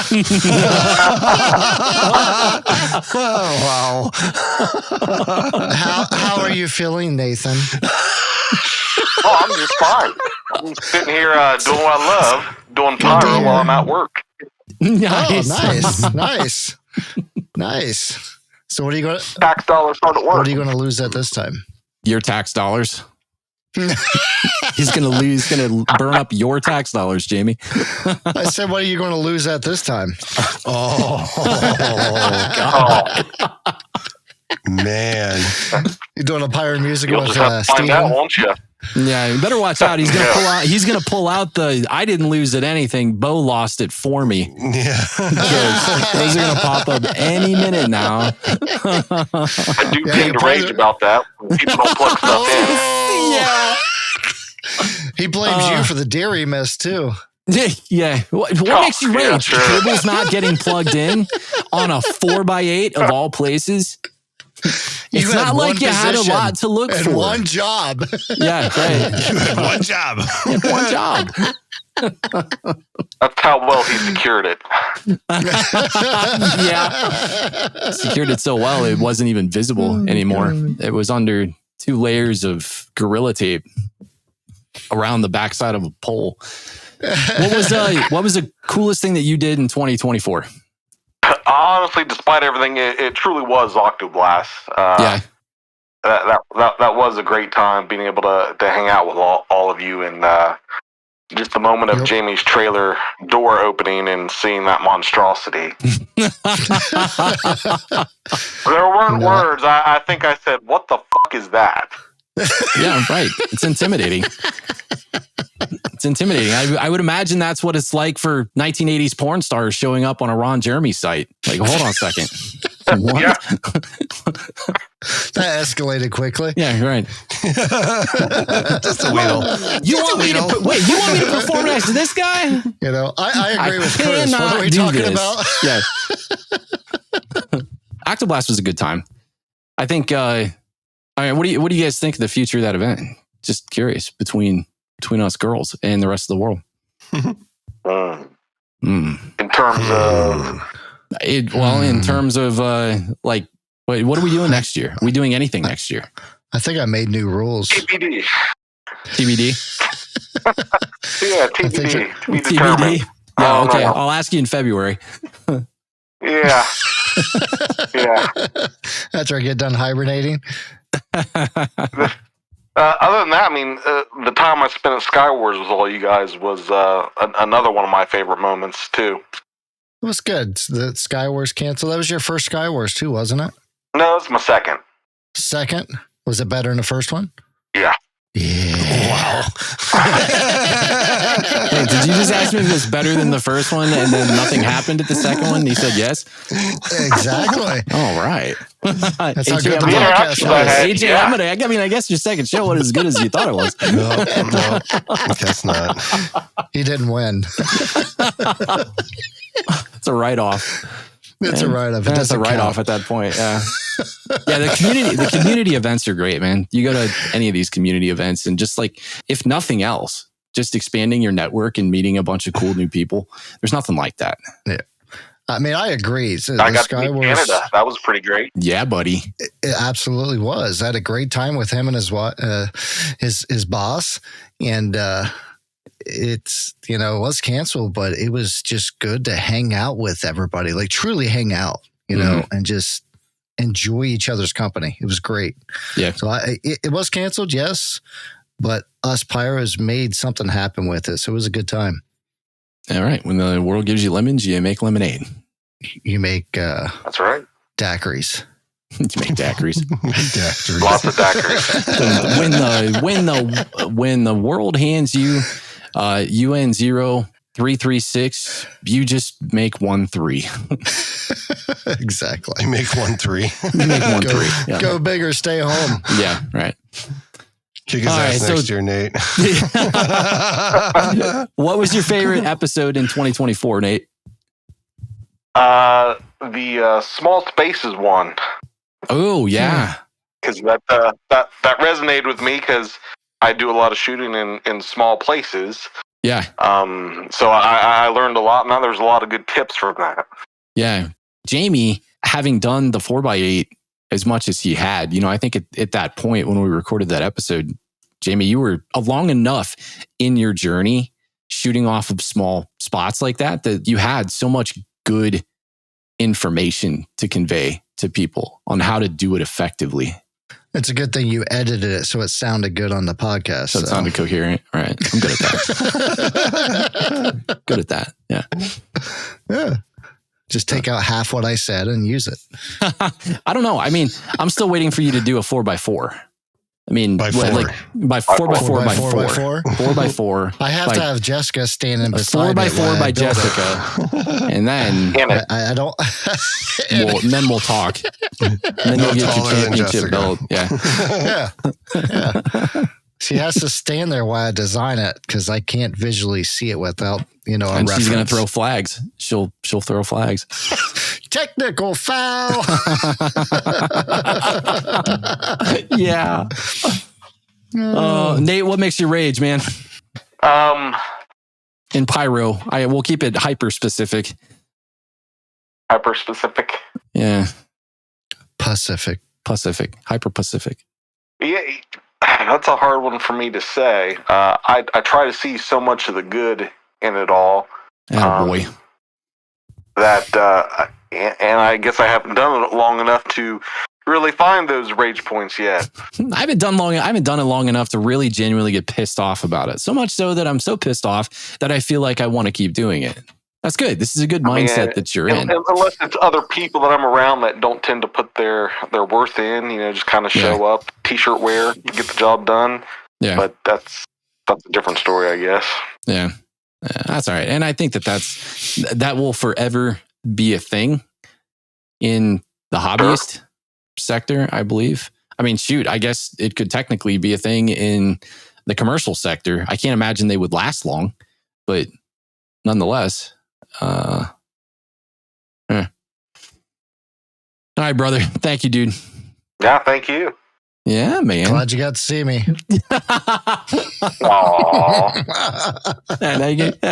Next weekend we'll get together. Oh yeah, that's right. We need to get together with Nate and Steven and go do something here in the next week or two. I need some jerky. Yeah, like he's got it. He's going to give it's you on some its jerky. way. We grinded everything up like the other day. I got 2 Nates and 2 Nates meats now. 2 Nates and a lot of meat. This Nate has an entire farm full of sundries that you can available for Steve purchase. kills the deer and Nate makes the meat. That's right. And then just watching the whole dynamic is a thing of beauty. You and Nate, you and Steven are on the Shit Show Roundtable in January. End of January. It's Lyle. Oh, God. Lyle. Yeah, Lyle. Billy Joe. All right, man. Thanks a lot. We'll talk to you later, dude. See you, buddy. Have a good one. Bye-bye. Okay, who else we got? Where's Jessica? Why? I can't believe she's not put her hand up yet. She's still here. Has like 8 times. She has? She's so short, nobody can see it. Oh, my. She's here. I know she is. Yeah, she just put there. Perfect. Get in here. Did I hit it? AJ, did I do it right? Wait, invite to speak. There we go. Ta-da. Good evening, fellas. Hi. How are you? How are you? What's I'm up? doing wonderful. How are you? Good. Airplanes? Airplanes. Hot flashes? Airplanes and hot flashes. What are we talking about? Yeah, right. You said, what's up? Oh, that's airplanes funny. are up. They're flying in the sky. Got it. I see what what you did there. Airplanes, hot flashes, and not your blood alcohol level, right? Not I almost spit my tea out. alcohol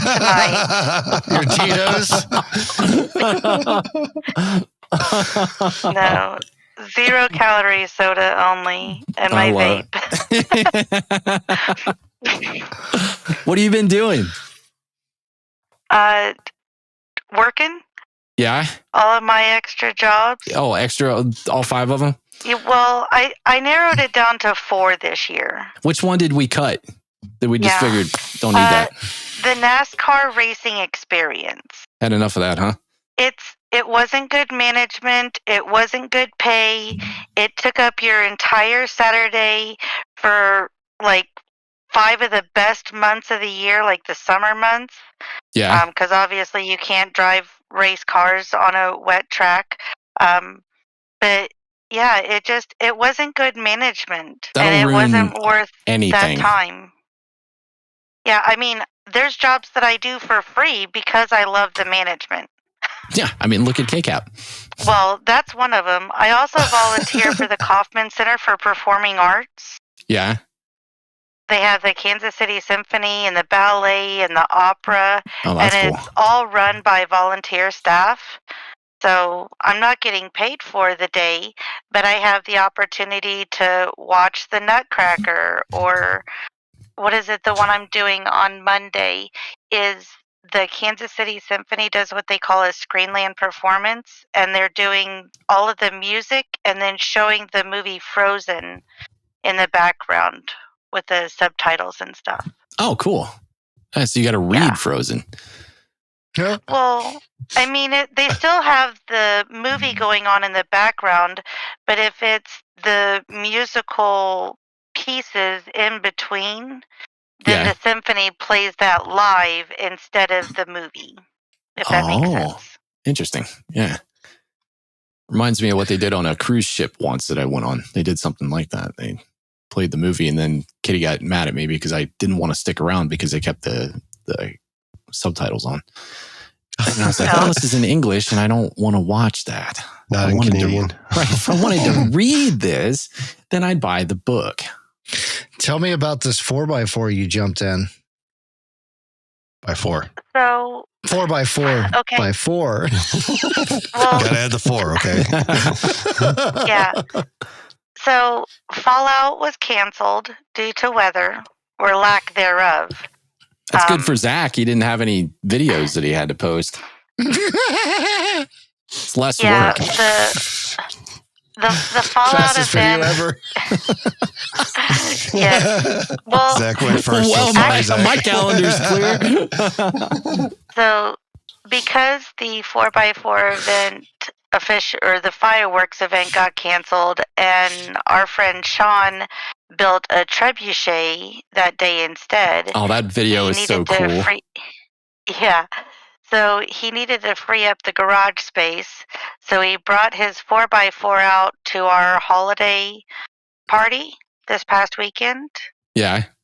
And there was a lot more that needed to be assembled than what I thought I was signing up for. Like, I thought I was showing up early so I could help Travis set up his show. And I helped Sean with his 4x4 instead.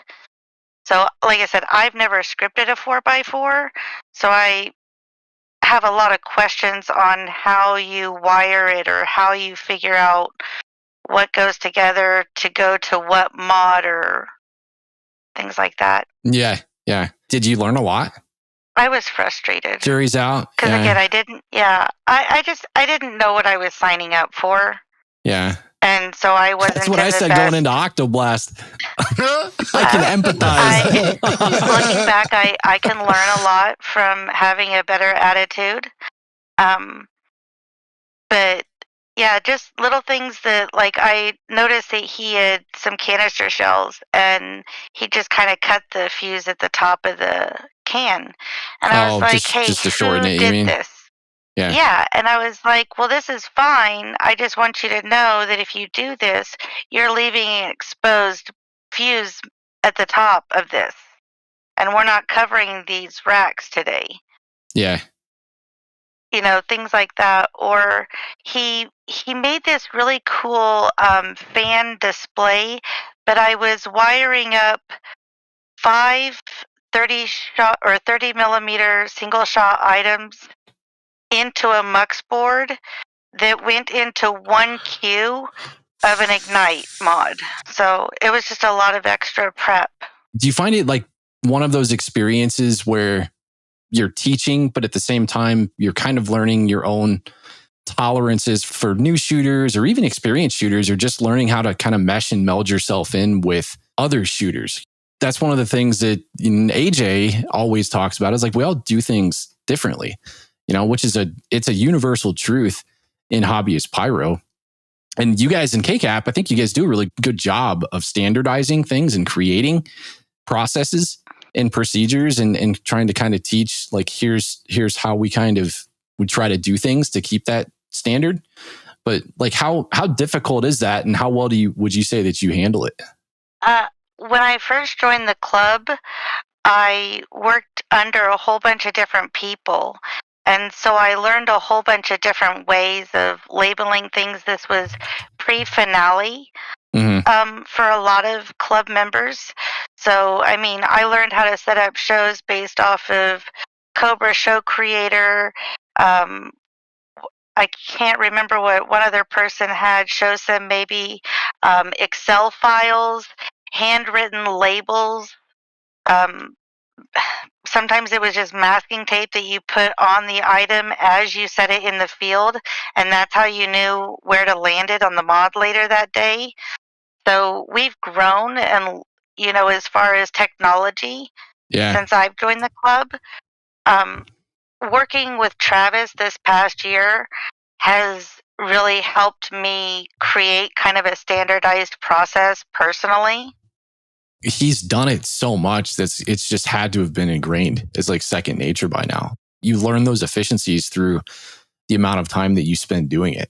And you're just like, you know what? Yeah. It makes way more sense to do it like this. And then that's great, because the rest of KCAP and the rest of the collective benefit from it. Right. And we might have slight variances depending on the needs. Like if you don't have your labels, then go ahead and pre-match things. But if you've got the match and the label it first.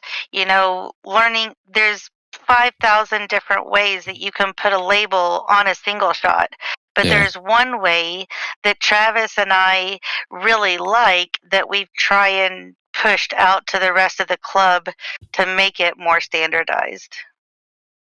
Maybe do it like this. Yep. There's a whole long discussions with pictures in Discord about how to put a label on a single shot. You hear that, AJ? Huh? You don't have to use words. AJ soaked in every bit of that. He's going to mark down exactly the timestamp. He just face palmed. He's like, duh, I could have been using pictures. This is it. This is so much easier than talking. My new favorite episode. But does she know about Princess Tape? I do. I think. And I'm always grateful when I find a roll on site so that I can use that. It holds a Sharpie really well, and I do like it for cleanup at the end of the night. Plus, if you get the neon stuff, then I can see it really well. Much better than plain masking tape or whatever. AJ likes the neon green and neon red. Which is to say it's the same, right? He cannot discern the difference between either. Jessica, what was the most memorable thing that you did in Pyro in 2024? The most memorable thing that I did was my 4th of July show in Hays, Kansas. Nice. What was special about it? Being the lead. I've had the opportunity to work with a lot of amazing pyros and do a lot of shows. Yeah. But I'm not very comfortable being the leader. And so to be out there so far away from home, having, potentially devastating situations like we didn't bring enough racks for all of your 5-inch shells. Troubleshooting that situation overcoming those obstacles, being in charge of strangers that actually listened to me, was really a growing moment for me in my personal life. Yeah, it's crazy how much better it is for your well-being when strangers listen. You throwing jabs at like me? I said, No, I don't. I know. I don't put my. You know, I understand that it's hard for anybody to look up to me. Aha! Knee slapper. I get it. I see what you did there. Knee slapper. I see what you did there. No, but yeah, okay. So, you say that in jest, but the entirety of KCAP, I mean, you have been kind of a face in this club Everyone for looks up a to you. long time. Sure, it's a zinger to say, oh, everybody looks up to Jessica, but you're an influential figure in KCAP. Absolutely. Not just in KCAP. You know your shit. And you're like, you do what you do with a passion, and it's a fiery passion. And that's so respectable. I love sitting down and having long conversations with you and the KCAP folks every time we get together at Sky Wars, because it's so cool to kind of the little things that we always talk about, and the things that I hold dearly are those moments in my pyro journey where I'm reinvigorated for pyro by someone else's love for pyro. And I can look at you and go, you know what? Yeah, she's on fire for this. I love that. Well, I just hope that I can remain a positive influence on the pyro community, because I wasn't a leader of anything until I got into KCAP. Yeah. And they gave me the opportunity to be in charge. They taught me the skills that I needed so that I could be confident when I go out to the middle of nowhere, Kansas, all by myself. Yeah. And know that I am confident enough to shoot this show without somebody else holding my hand. Yeah. That's great. And I'm happy that you feel that you're making progress. Do you feel like it never gets tiresome for you? Yeah. I mean, do you feel like you're happy in your journey? Yeah. I mean, I have a very different journey from a lot of people. I'm not shooting as many shows as some people. I'm not jumping into competitions as quick as some people. I'm not shooting a 500Q show or more. But to have the experience and that's what matters. It's the passion you have for it. It brings me joy. It gives me a sense of community. It gives me friendships that are just priceless. It gives me something to do on the weekends, so I'm not sitting at home vegging out on Netflix. It's so many things for me. Sorry, Mike, you got replaced. It makes me a better person in my. Though I had KCAP, but KCAP probably made me a better person for Mike.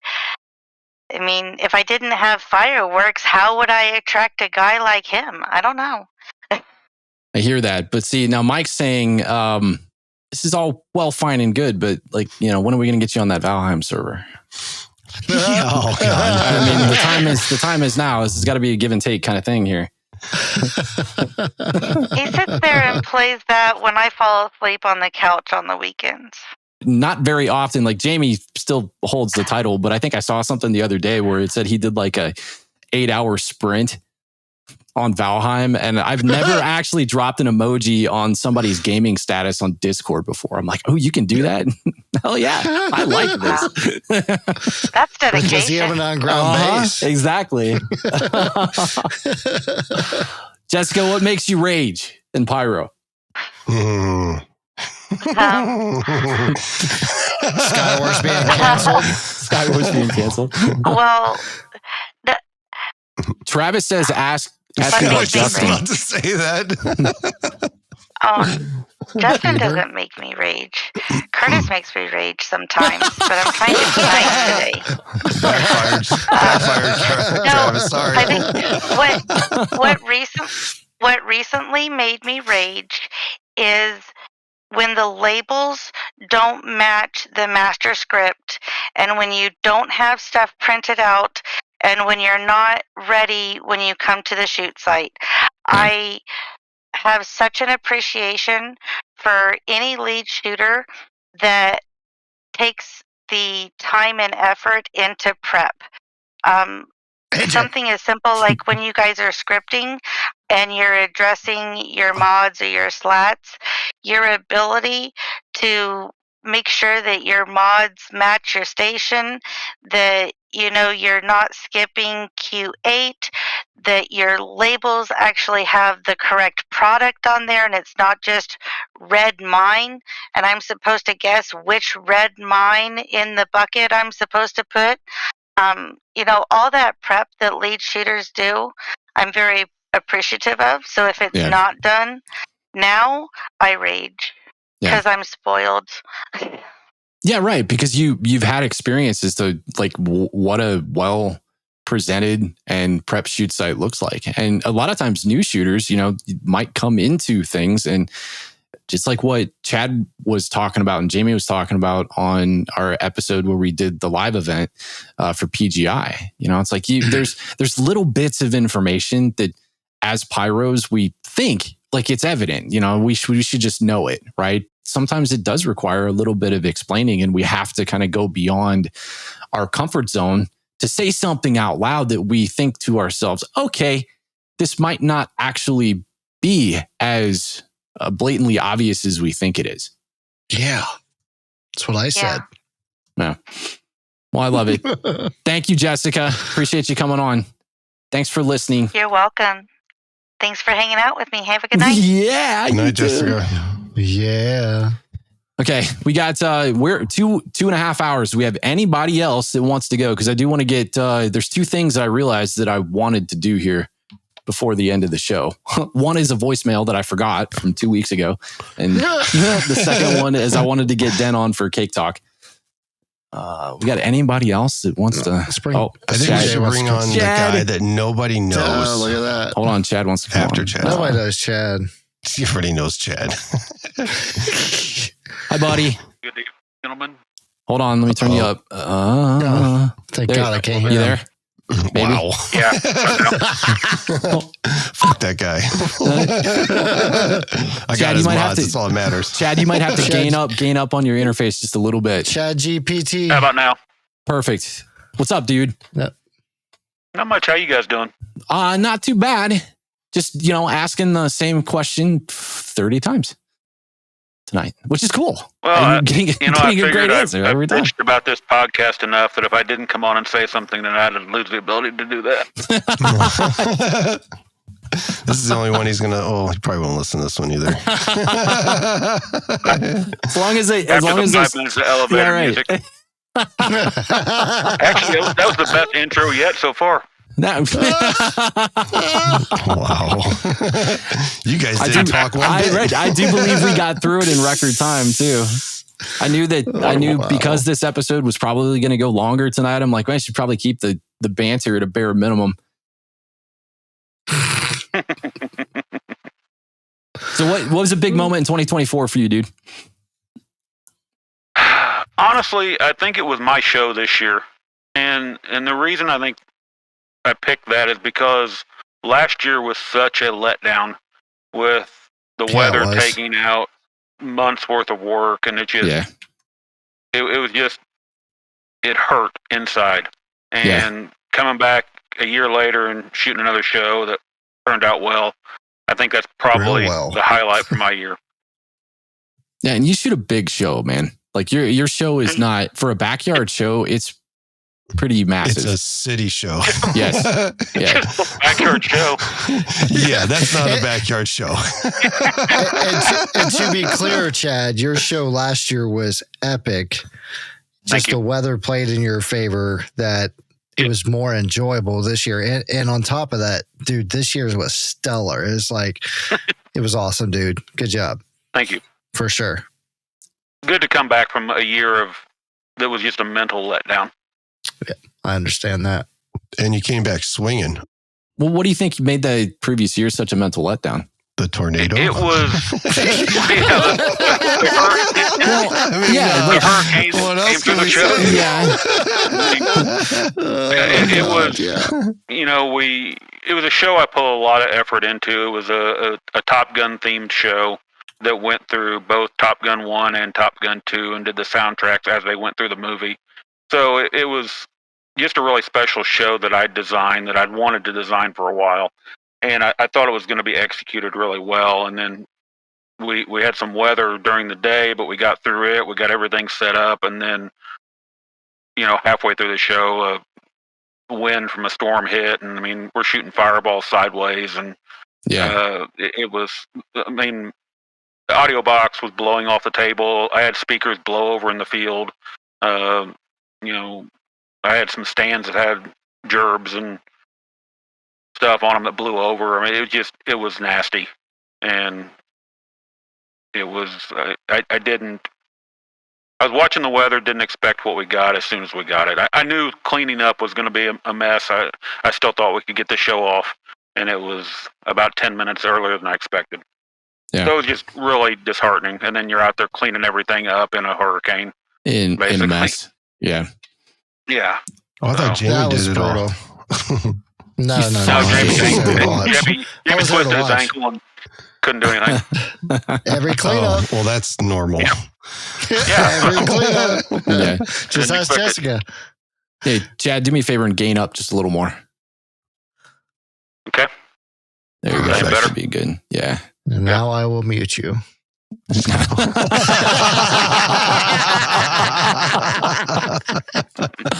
Oh my God. Did you have any favorite episodes this year?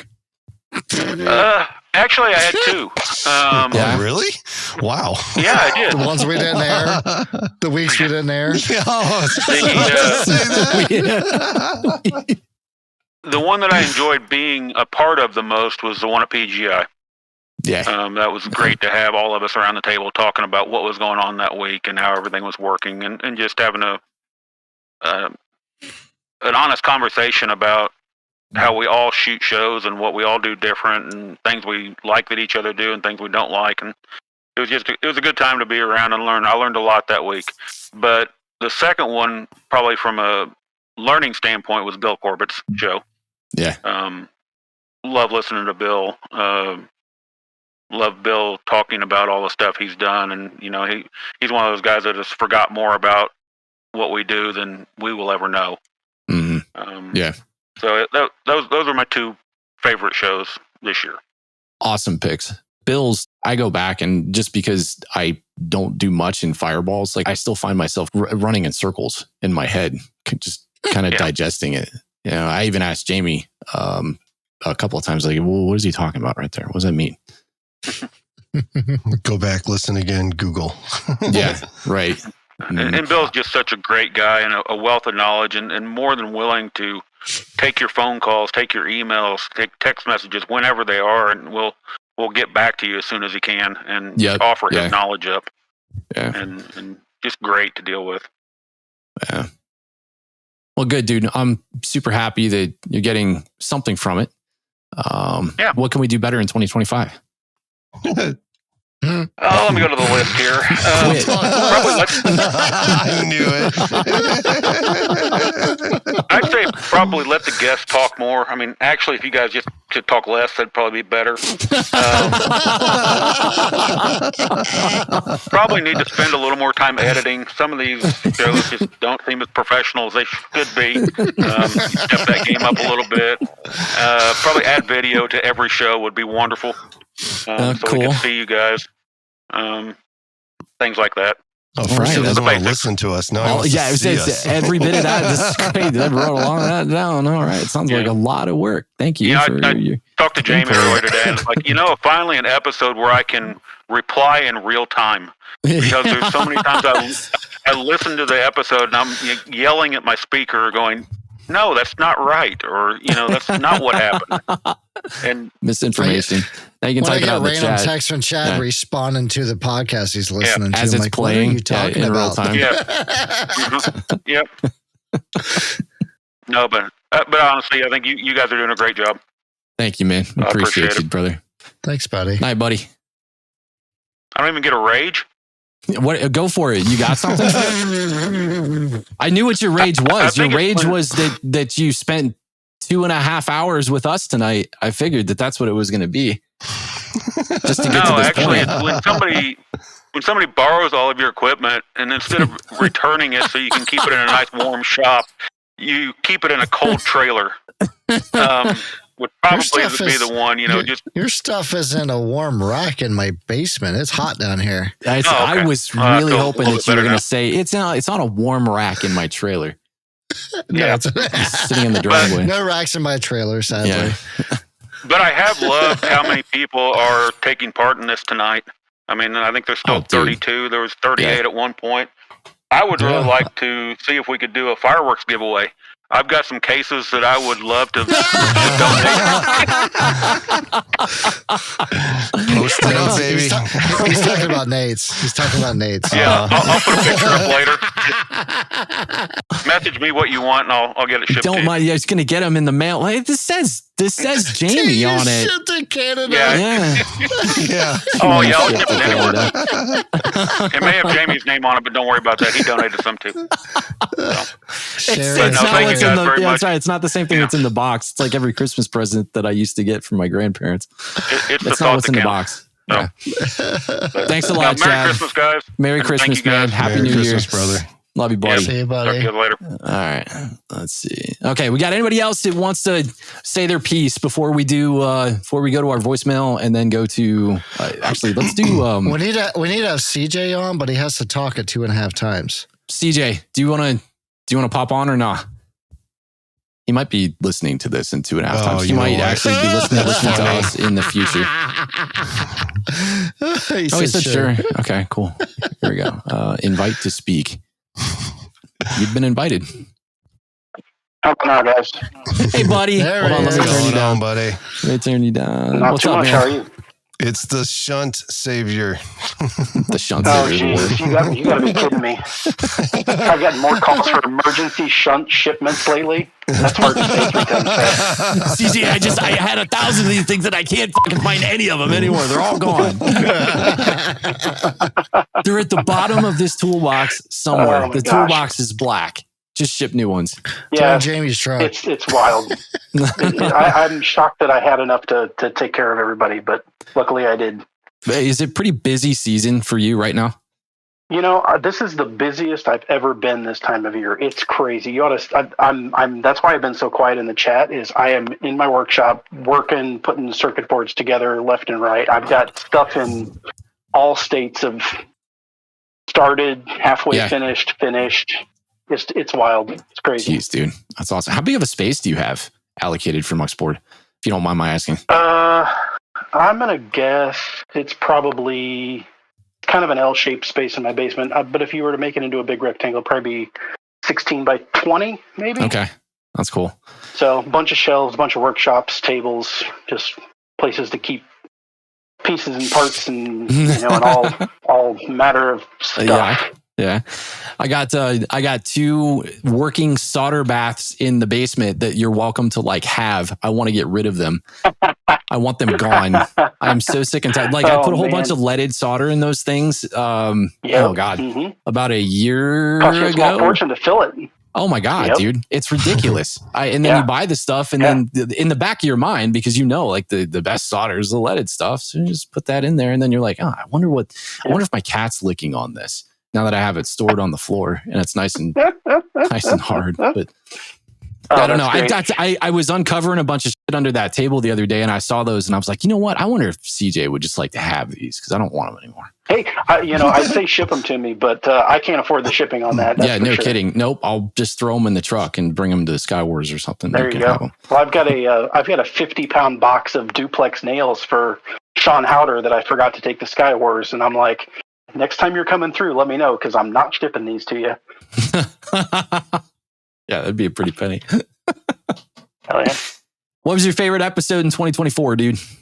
Oh man. Well, it's a little self-serving, but I love being on the episode with Dana. That was a blast. Yes, it was a lot of fun. Shit Show Roundtable with you guys. I still think to this day, as far as the Shit Show Roundtables went, that was probably one that we got through. And I'm like, you know what? There's a lot of retarded really stuff. Yeah, there's a lot of retarded stuff that happens on the show. And that particular format for that episode it's meant to be like just bad. You know, it's not meant to be anything other than. I think instead of one specific episode, I think the shit show roundtables are my favorite because really, I'll be honest, I'm not necessarily here for the typical topic discussion thing. I just like the banter. I like the back and forth. That's what it's all about for me. Yep. So basically, he likes us all talking shit to each other. That's it. You like to listen to these two monkeys make noises for 2 hours. Huh? They like it, Chad. Yep. Oh man, that's what it's all about, we loved having you and Dana, man. You guys are always fun, and that will certainly not be either of your last episodes. I think everybody loved having you guys on too. So I think it's funny if you guys kind of look at the same metrics that I look at. Yours got a lot of attention. There was a lot of people that tuned into your guys' episode, which is awesome because like the retention rate through that episode was good too, and it was a longer episode. Oh, awesome! That's even better. That's that's pretty cool. Yeah. You don't think that people have the attention span for 2 hour, 43 minute, and 50-second episodes, but people surprise you. Well, and AJ alluded to this, but there's probably a bunch of people like me that we don't listen to it in real time. We got to listen to it at 2x. It's like again, I tried to edit these things in because just to get through the editing process, I tried to edit these things in like 2 times speed, but there's a lot of times where like the latency in online connections will create like gaps in conversation where you're just like, okay, that sounds kind of awkward or it's too long or something there. So you want to cut it back. But when you listen to it in a higher speed like that, I was like, okay, I can never edit like that again. Because I was putting stuff in and then I'd listen to it back in real time and I'm like, and it still sounds awkward. So how did the Chipmunk version sound to you when you were listening to that one? Oh, God. Well, let me tell you, I finished it, and I will say, I went back and I had to listen to that one in real time just to get the contrast. Give you a sense of point of relativity, yeah? There you go, Bo. Now you know what we got to do to get CJ to listen to it fully. Yeah, right, yeah. The hell with everybody else. Oh, God. That's funny. Okay, what was your biggest pyro moment in 2024? Let's see. Well, okay, yeah, it's a pretty easy one for me in all honesty, and it wasn't the biggest or baddest show. It actually wasn't even one of my shows, but I got invited to go down to Texas this fall and work on the crew that did the fireworks for the F1 race in Austin. And wow, was that an experience. That was that's unlike cool, anything I've ever been a part of before. That's something special. It's just the sheer amount of work. Those unique experiences like that, those are the ones that they tend to keep you coming back and like re-energizing you for the next cool thing. Right. Well, and the funny thing about that one was not necessarily pyro related, but the whole reason I got interested in it was like so many people, I started watching this documentary or docu-series on Netflix about F1 and I got into it and I was like, I want to go to an F1 race. And I was like, I looked into it and I was like, oh shit, I can't afford to go to an F1 race. I'm not going to spend this money to go to a race and find out I don't like it. So I was like, how can I go to an F1 race and not cost me a bunch of money? So I thought, hey, I know how I can make this work. Exactly. It was a blast, though. Holy cow! It was nuts. It was wild. It was a lot of fun because I didn't know anybody on the crew very well, And then I get there, or I find out actually at around the time of Sky Wars, Rob Seaman's going down. He's going to be there too. So I was like, oh well, at least there'll be one familiar face. And let me tell you, boy, it was a wild ride of a weekend, and Rob and I had a really good time, and I look forward to doing more stuff like that in the future. So I love it, man. For sure. Right at home. Really happy for you that you got to have that experience. Yeah. We all look at that and we have those special experiences and we kind of know. We can empathize with you in the way that you feel. Yeah, and I'll be honest, I was a little afraid going into it. Like I had been looking forward to this for a long time. And I was like, it's not going to live up to my expectations. it's going to let me down or something, you know. But the trip went well, the travel went good, everything was good. But I'll be honest, the thing that surprised me was the sheer amount of work that went into that show for such a short amount of pyro. I mean, we're talking 2.5 minutes. But I mean, this was, they had so much of the work done. James Howard did so much of the prep work ahead of time, and we still had a ton of work to do on site. But it was literally 3 days of work on site, I think, and 2.5 minutes of pyro across those 3 days. Like, that's it. It was just insane. It was just wild, but it was a lot of fun, and got to meet a lot of cool people, and it was definitely an experience that I will not be forgetting anytime soon. It's okay. As long as when it all goes off, somebody doesn't look at you and go, man, that's awesome. That's it. So yeah, no kidding. Right. That was it. Yeah, you did it right. It costs how much to do that? Wow, yeah, exactly. Cow. Wow, this is way more expensive than what I thought. No, you guys you have to deal with. Well, thank you so much for being a dedicated sponsor this year, CJ. Absolutely. It's been a blast, and I love seeing what you guys do with it, and I love supporting what you guys do. Thank you, man. Appreciate you. What can we do? What do you think we can do better in 2025? Yeah. Oh man. Wait for it. I really think you gotta wait for it. I'm not saying you gotta master it in 2025, but you gotta start looking into doing video. I really think you're missing out on something like pyro. If you're talking about it, you are leaving a lot on the table if you're not doing at least some video or more regularly. So, and I know you want to keep that production value high, and I appreciate that, but you got to start somewhere. So yes. Yeah. The audio stuff is great because I think people can, like, one thing that I always realized that I had plenty of, or, you know, an overabundance of, was windshield time when traveling to pyro events. And, you know, with the most of the time with a weekly publication, I can still find time in my personal life to listen to podcasts. So I'm like, you know what?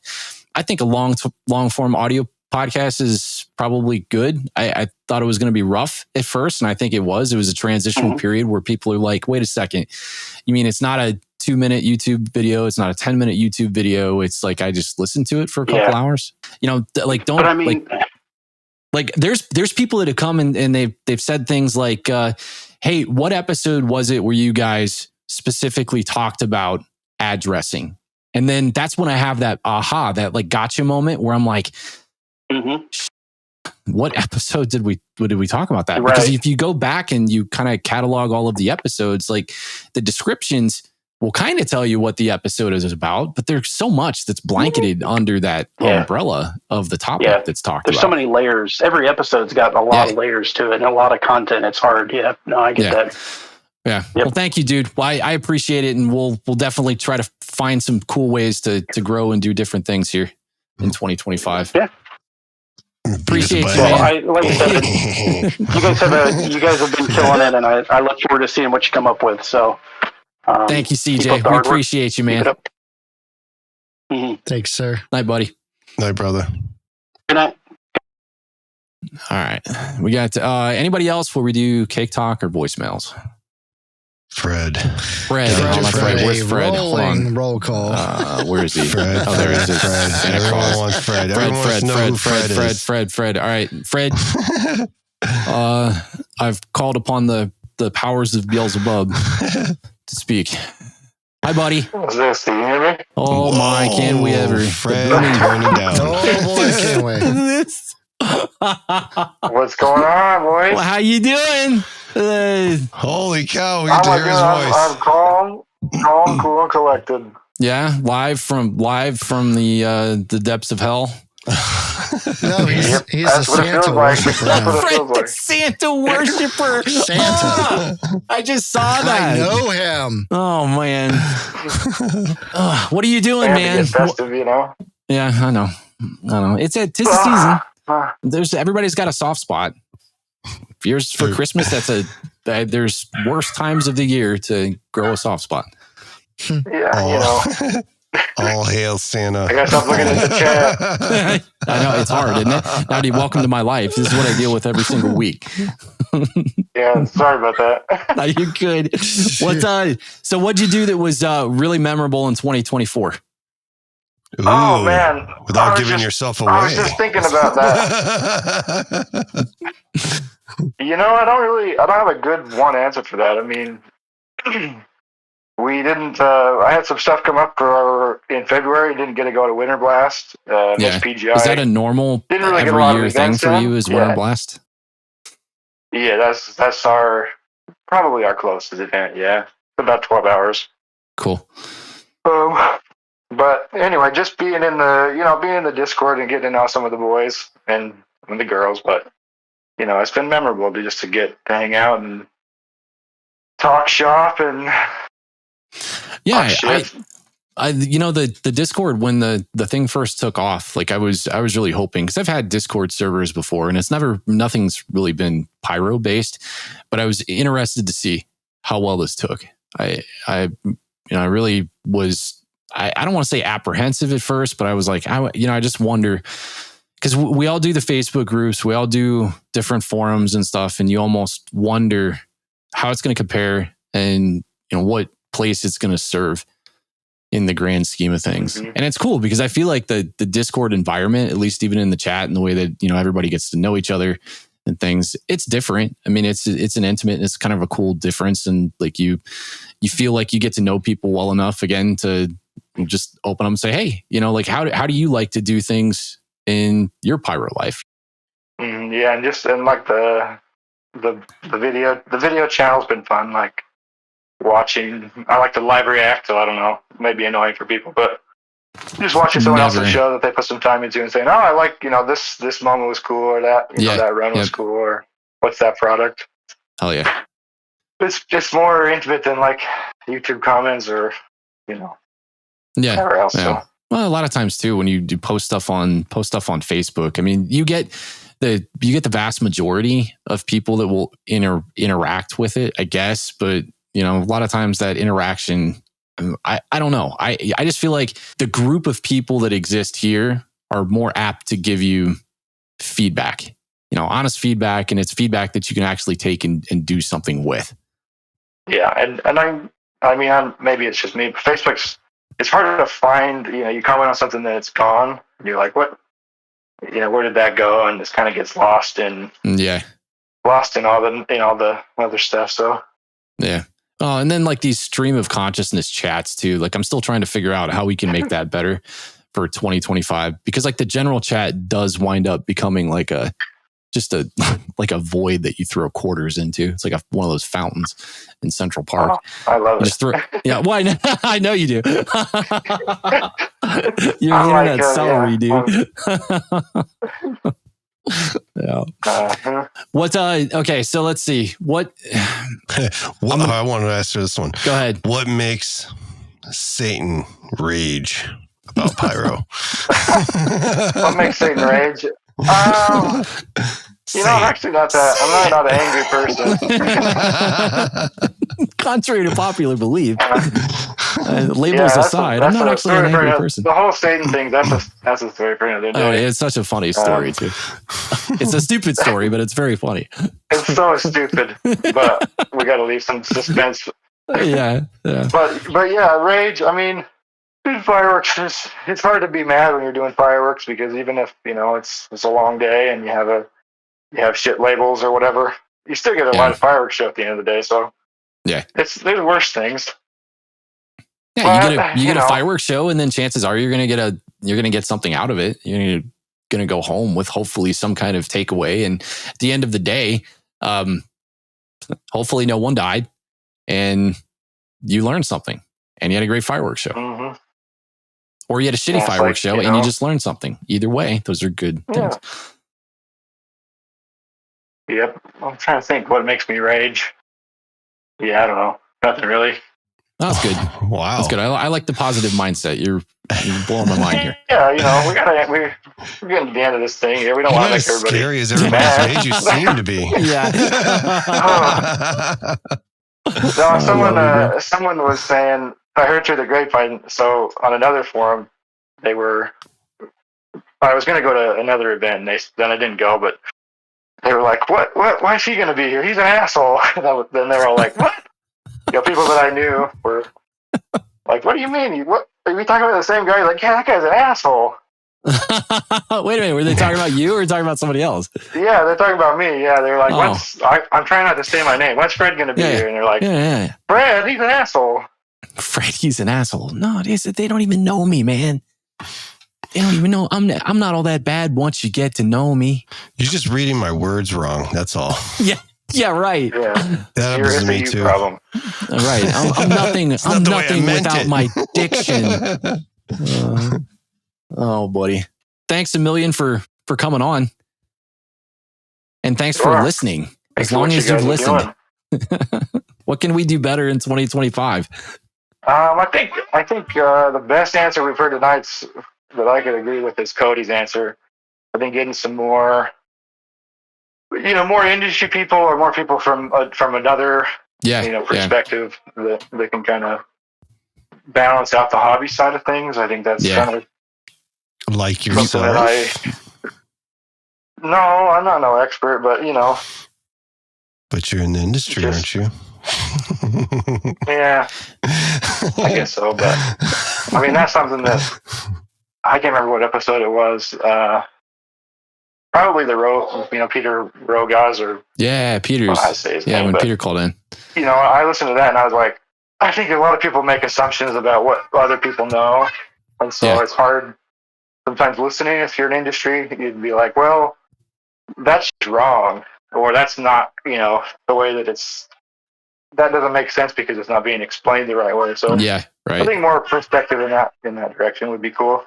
Yeah, I agree completely. And get some builders on. Oh man, you guys gonna make me brush up either that, or I'm gonna have to give AJ and Jamie homework to brush up on building. It's like I can talk about the components. Yeah, right.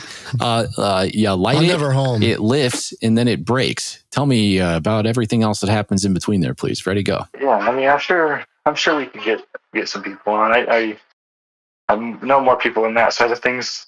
Yeah. Than the backyard side of things. So cool. Maybe you can come on and be a guest host. You know who you really got to get on, but he's going to kill me if he hears this. Uh-oh. Maybe I won't say it. You got to get Roach on, I think. Matt Roach?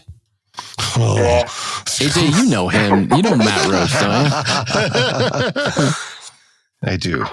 You do? Well, there you go. Work on that. Shout out to Matt if he's listening on this one. I don't think you'd want to talk to me. Thanks a lot for coming on, man. We appreciate you, dude. All right, man. Merry Christmas. Thanks, Happy man. New Year. Guys, have fun. Later, Fred. Bye. Keep it toasty. Keep it toasty. Keep it toasty. Okay. Dan, are you around? Put something in the chat if you're around. Okay, hold on. He invited you. Hold on. We'll bring him in first. Let's do voicemails really quick. Dan, can you hear me now? Yeah, hold on a second. All right, I guess we will do cake talk first then, since AJ's just. Well, you can pause me again. Shooting the gun here. I didn't. All you have to do is. Hold on, that wasn't me. I didn't have a hand on the mouse. What are you talking about? Hold on, did Jamie do it? Where's my button? You did it. You did it. See, this is for everybody. I get for everything. Yummy. All right, man, hit us with the knowledge. All right. Well, last week was a pretty hectic week on the personal life for the den, so wasn't all too prepped up for Den? this. Is Mrs. Den good? Mrs. Den came home on Friday. She had open heart surgery on Monday. We are very pleased that she got back so quick. Yeah. There is still a long road of recovery to go. She's still definitely weak and slow, but she's getting there. And yeah, she's doing awesome. So I love it, dude. Send her the our surgeon love. was incredible. I will do so. And yeah, I'm really proud with how she's doing. She walked 4 minutes today. Nice, man. What is it a kind of, hey, ease back into it, don't overdo it type deal? It's been 8 days. Dear God.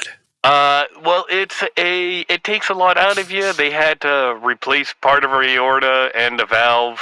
They had to crack everything open. So she's got a little while to recover, and it takes a long time for those bones to get together and knit back up. So she's got a lot of weight restrictions. It takes a lot out of you while you heal. Yeah. So, but yeah, I was amazed that they were talking about sending her home Friday. I'm like, yep, let's do it. Let's do it. Damn. So I'm so happy she's a trooper. She's got it. So happy she's home and so happy she's recovering, man. Take care of her.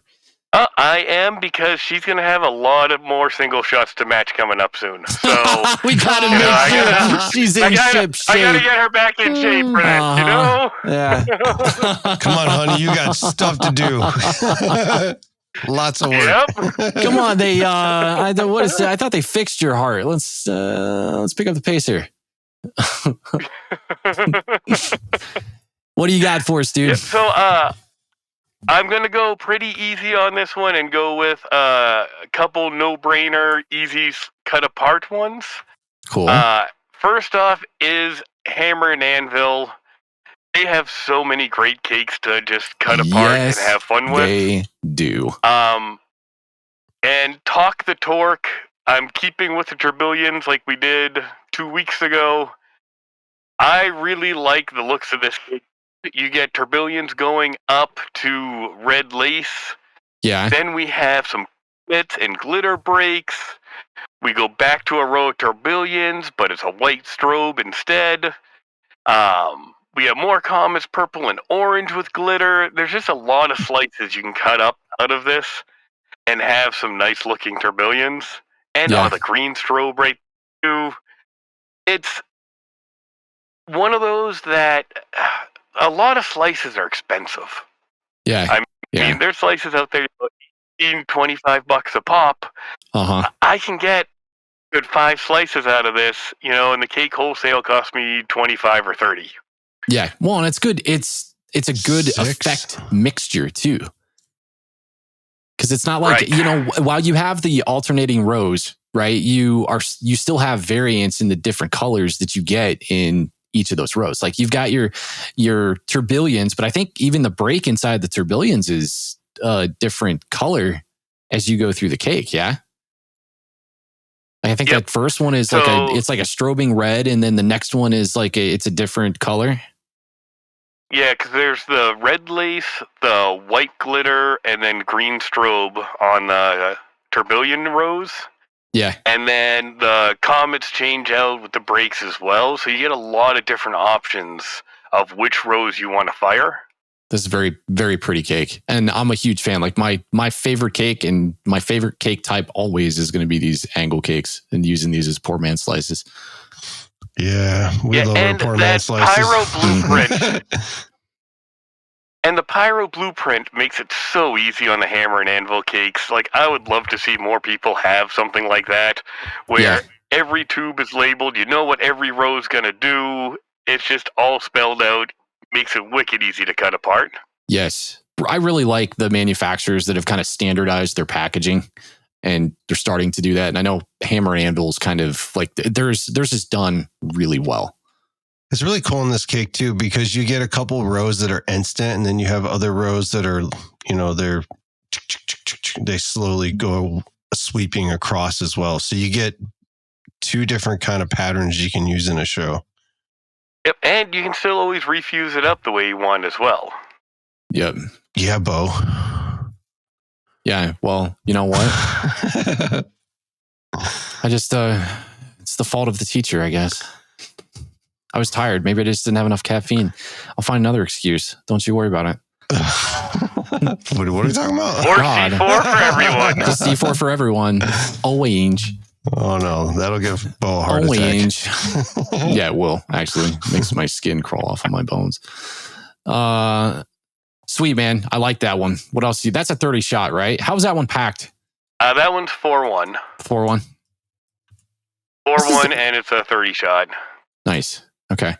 Yeah, those what do you like? Some of the trends with these angle cakes, I've seen a lot of the really good ones go to 2-1 packaging over the last couple of years. Have you noticed that? I have been seeing that, and it does make me sad on those higher shot ones when they're bringing them down to 2-1. But this one is still 4-1. Yeah. As is the next cake coming up, too, is still 4-1. Okay, cool. What do you got? So this is a pre-release. I haven't actually posted it on the channel yet, so it is unlisted. But it is one I'm actually cutting apart for a couple shows now. So in the Finale 3D Discord, I actually put my VDL that I made for it. Nice, dude. It is Comet Storm by SFX or Superior Fireworks. Yeah. And this one is Comets again with brakes. It actually fires 2 rows at the same time. Huh. So you could have just the Comets or just the brakes. I actually like the timing of how it fires, that as the Comets go up, you get the brakes as well. Yeah. But if you want to separate those out, you can. The brakes have a nice mine in them as well. Yeah. And it's all matching with the purple and green. And then you've got the white strobe in the brake as well. I actually bought 3 cases of this because I was going to use it in Spooky Scary a ton. And then realized I had no time to cut stuff apart. Yeah. I can see why, because it fits the color scheme that you were going for on Spooky Scary. In what context were you thinking about using that? So I bought it just based on the colors before I had where I was going to put it at all. Yeah. And then when I started to find a home for it, I was like, this would kind of work better if I did the purple and green slices. Yeah. And this would work better if I work in more of the mine and comet combos, so I didn't use any of them. Yeah.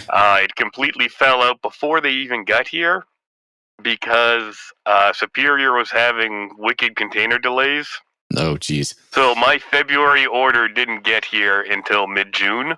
Oh, my. And I wasn't buddy. really sure when it was going to get here. Oh, man. Golly. So that is one of the reasons I took it out as well. Yeah.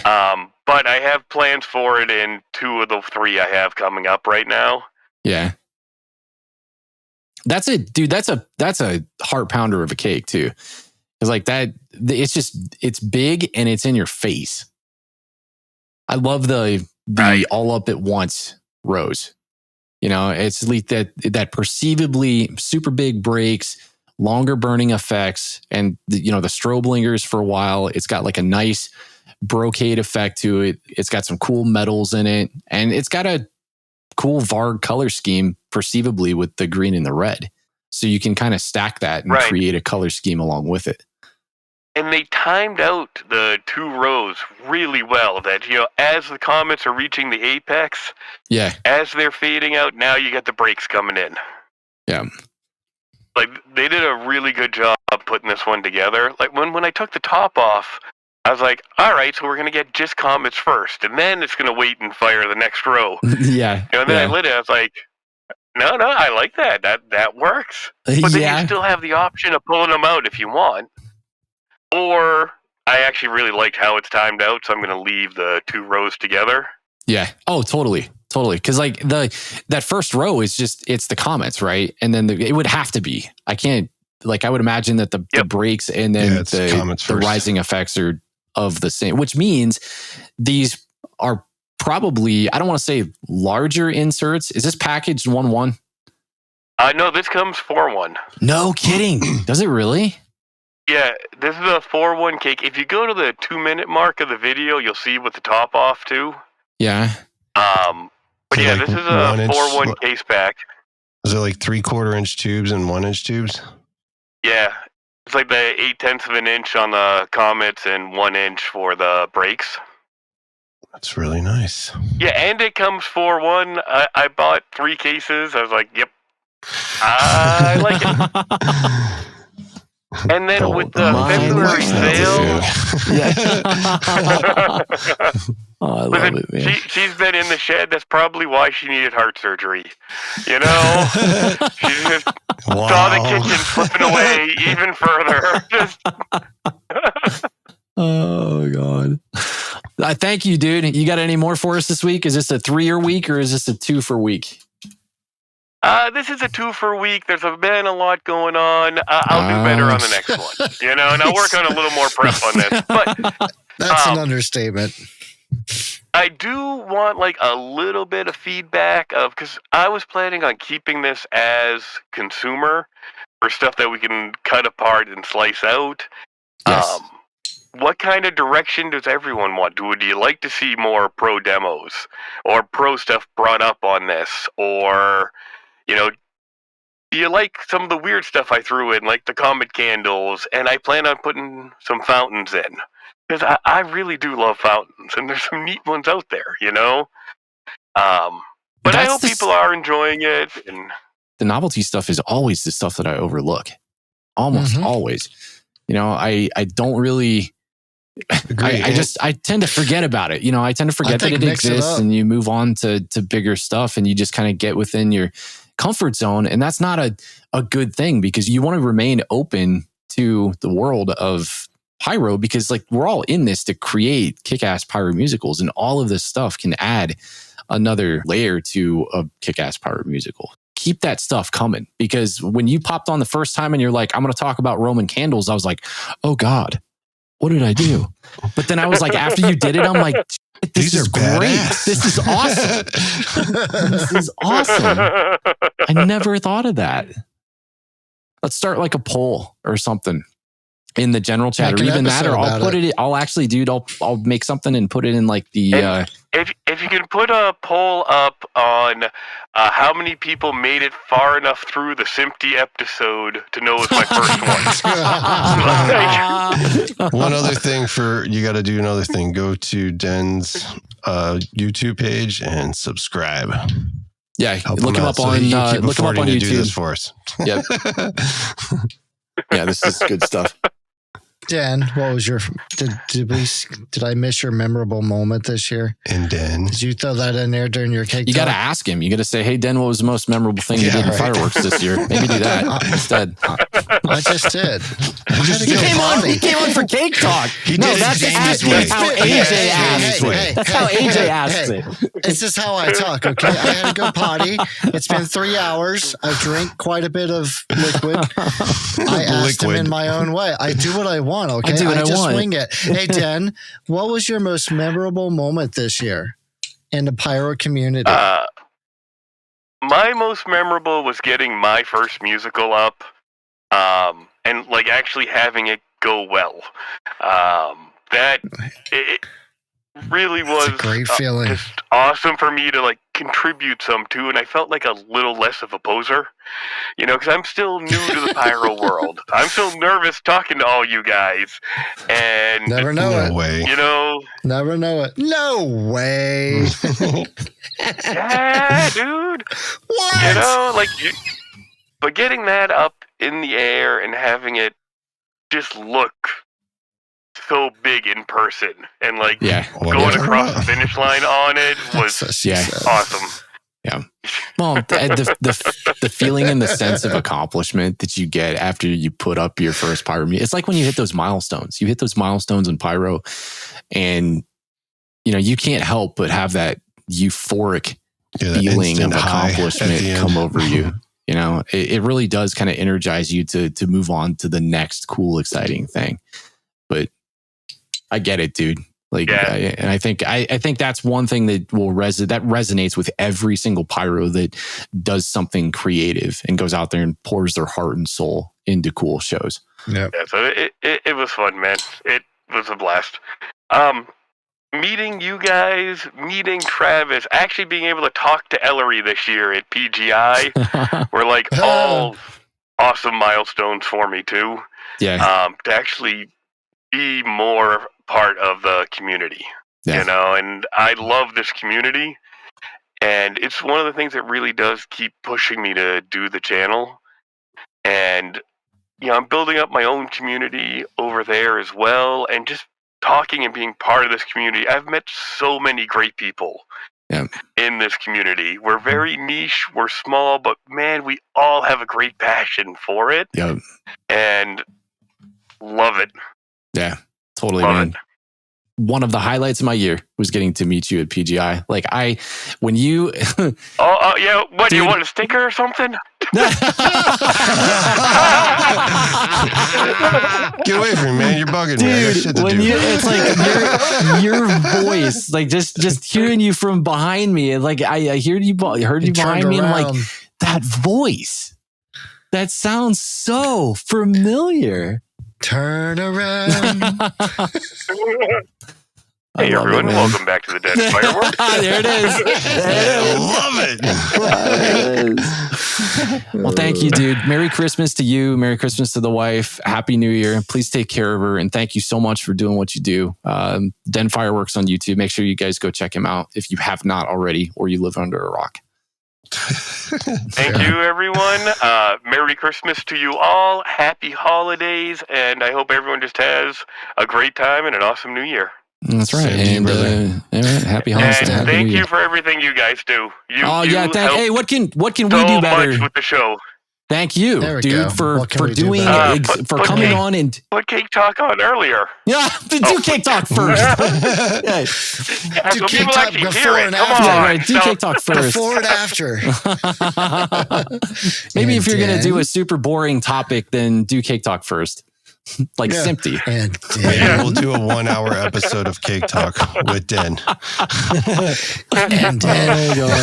And Den. Yeah, we'll play Den. And then we have this one. And Den, the RHYTHM Pyro Podcast. Honestly, I don't have a bunch of feedback for you guys because you really did help me on my first one with planning, with getting over hurdles, with just being ready. Yeah. And so thank you for what you guys do for all of us, and just keep it up. So, thank you, man. All right, guys. Have a great one. Go to that voicemail now. Yes. All right. See you guys. Hello.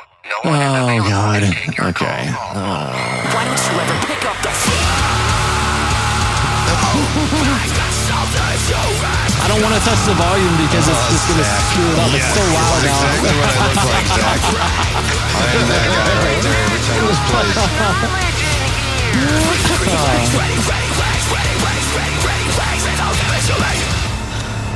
Okay, Mike Fonda, this voicemail is from you and you left it on December 5th. My bad. 2023. 2023 now. I was early. I just wanted to say, what was it, Jessica? Dead nuts. Because Jessica says you don't say it often as much as you used to. So, there we go. Dead nuts. That's all. Dead nuts, baby. That's it. What? That's it. Dead nuts. Dead nuts. I'm trying to expand my surface lexicon, because one thing that you realize when you record yourself and then you listen back to yourself, the first thing that you think is obviously, wow, I sound like an idiot. I sound really dumb. And then you start thinking, man, there's a lot of words that I say a lot. I gotta try to change things up. My surface lexicon is not nearly as expansive as it needs to be. So I need to get like an app on my phone. I'm working on expanding this. We got AJ's jingle and then we can have your dead nuts. Yeah, dead nuts. Zach wants to hear the AJ soundbite advice. He likes hearing Mexican music. Do you have any advice? Do you have any advice for us?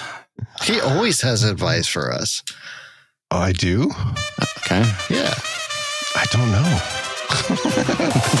Hola amigos, this is Fireworks and by this is Luis Alfredo. Sit down, grab your pillow, and enjoy a siesta while we tell you about how his way of doing things is muy superioso, okay? Okay. Tell us, okay, AJ. you better have advice. Go. Why? I didn't know. Okay, but I knew you were going to do this. I knew you were going to do this. Hey, do you have advice? Yes, because that means he's going to press the button. I had advice. You did. You said yes. My advice is don't wait. Start do prepping what? now. Get on your shows for In next December. year because they all start bitching that last minute. Just do it now. Last minute. Just do it now. Just do it now, and then do it, and then never stop until the show goes up. Just keep doing it now. Just do it now. Just do it. That's Nike, isn't it? No, let's just do it. AJ says just do it now. Just do it. Yeah. Just do it now. That's good advice. Ok, amigos. This has been Fireworks and Vices with Alfredo. Laters. Oh, God. Oh, jeez. Oh, my God. All right, guys. Thank you. Don't punch the cop when he pulls you over. What does that mean, Travis? Who does that? I don't know. AJ, don't punch the cop when he pulls you over. I don't know what that means. Hey, AJ's I mean, don't punch the cop when he pulls you over. I mean, well, why would I do that? Amber ever called me and she said, yeah, I just want to let you know that AJ's in custody.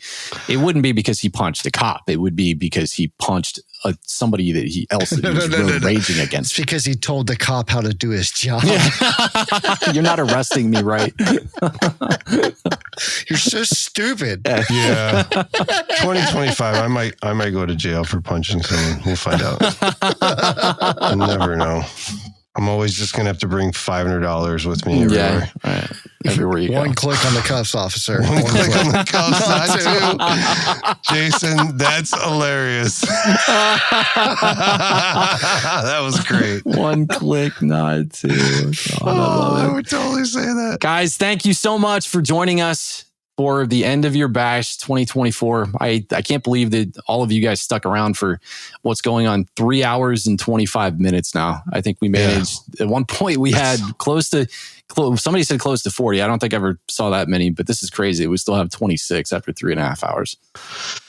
Thank you guys. Now we have to everyone to say stop talking about it together. One at a time. That'd be terrible. That would be absolutely freaking terrible. I don't even think I could do that. It takes me 10 minutes to unmute everybody. Invite everybody. I can't. I don't think I can do that. Do it. We can do it. I'll start in the Hold bottom. on. All right. No, wait a minute. If we do this, listen, everybody stop typing and listen. Do it now. Hold on. Just stop typing for a second. We'll try to unmute everybody, but this has to be coordinated. Okay. We'll try to count it down or something. Maybe he says, stop talking about it. Okay. You start at the bottom. I'll start at the top. We're inviting all of you to speak. This is going to be a mess. God, this is going to be a mess. I've been invited to speak. No, you're not supposed to be. Uninvite yourself. I did. Do not accept that invite. God, you're so bozy. Hey, now that's a t-shirt. That's a t-shirt right there. Oh, God. Oh, my God. Let's see. Okay, hold on. Anymore. Keep going. We got to do Amber, too. We'll bring Amber on here. We'll bring AJ doesn't need to be. Dana should be. Need to mute everybody for the feedback. Hold on. Curtis, invite to speak. We got just about everybody. Oh, my goodness. Almost. Come on. We're almost there. All right. Can I just mute everyone? How can I do this? Okay. I think. Hold on. Here we go. All right. Well, hold on. It's customary. We got to start the outro. And then after we start the outro, stop talking about it. Stop talking about it. Stop talking about it. Stop talking about it. Stop talking about it. Stop talking about it. Stop talking about it. Stop talking about it. Just stop talking about it. Please, you haven't yet. Stop talking about it. God, I love it. Stop it. That was awesome. That was great. Oh, that was great. Stop talking about it. I want the raw audio of that, please.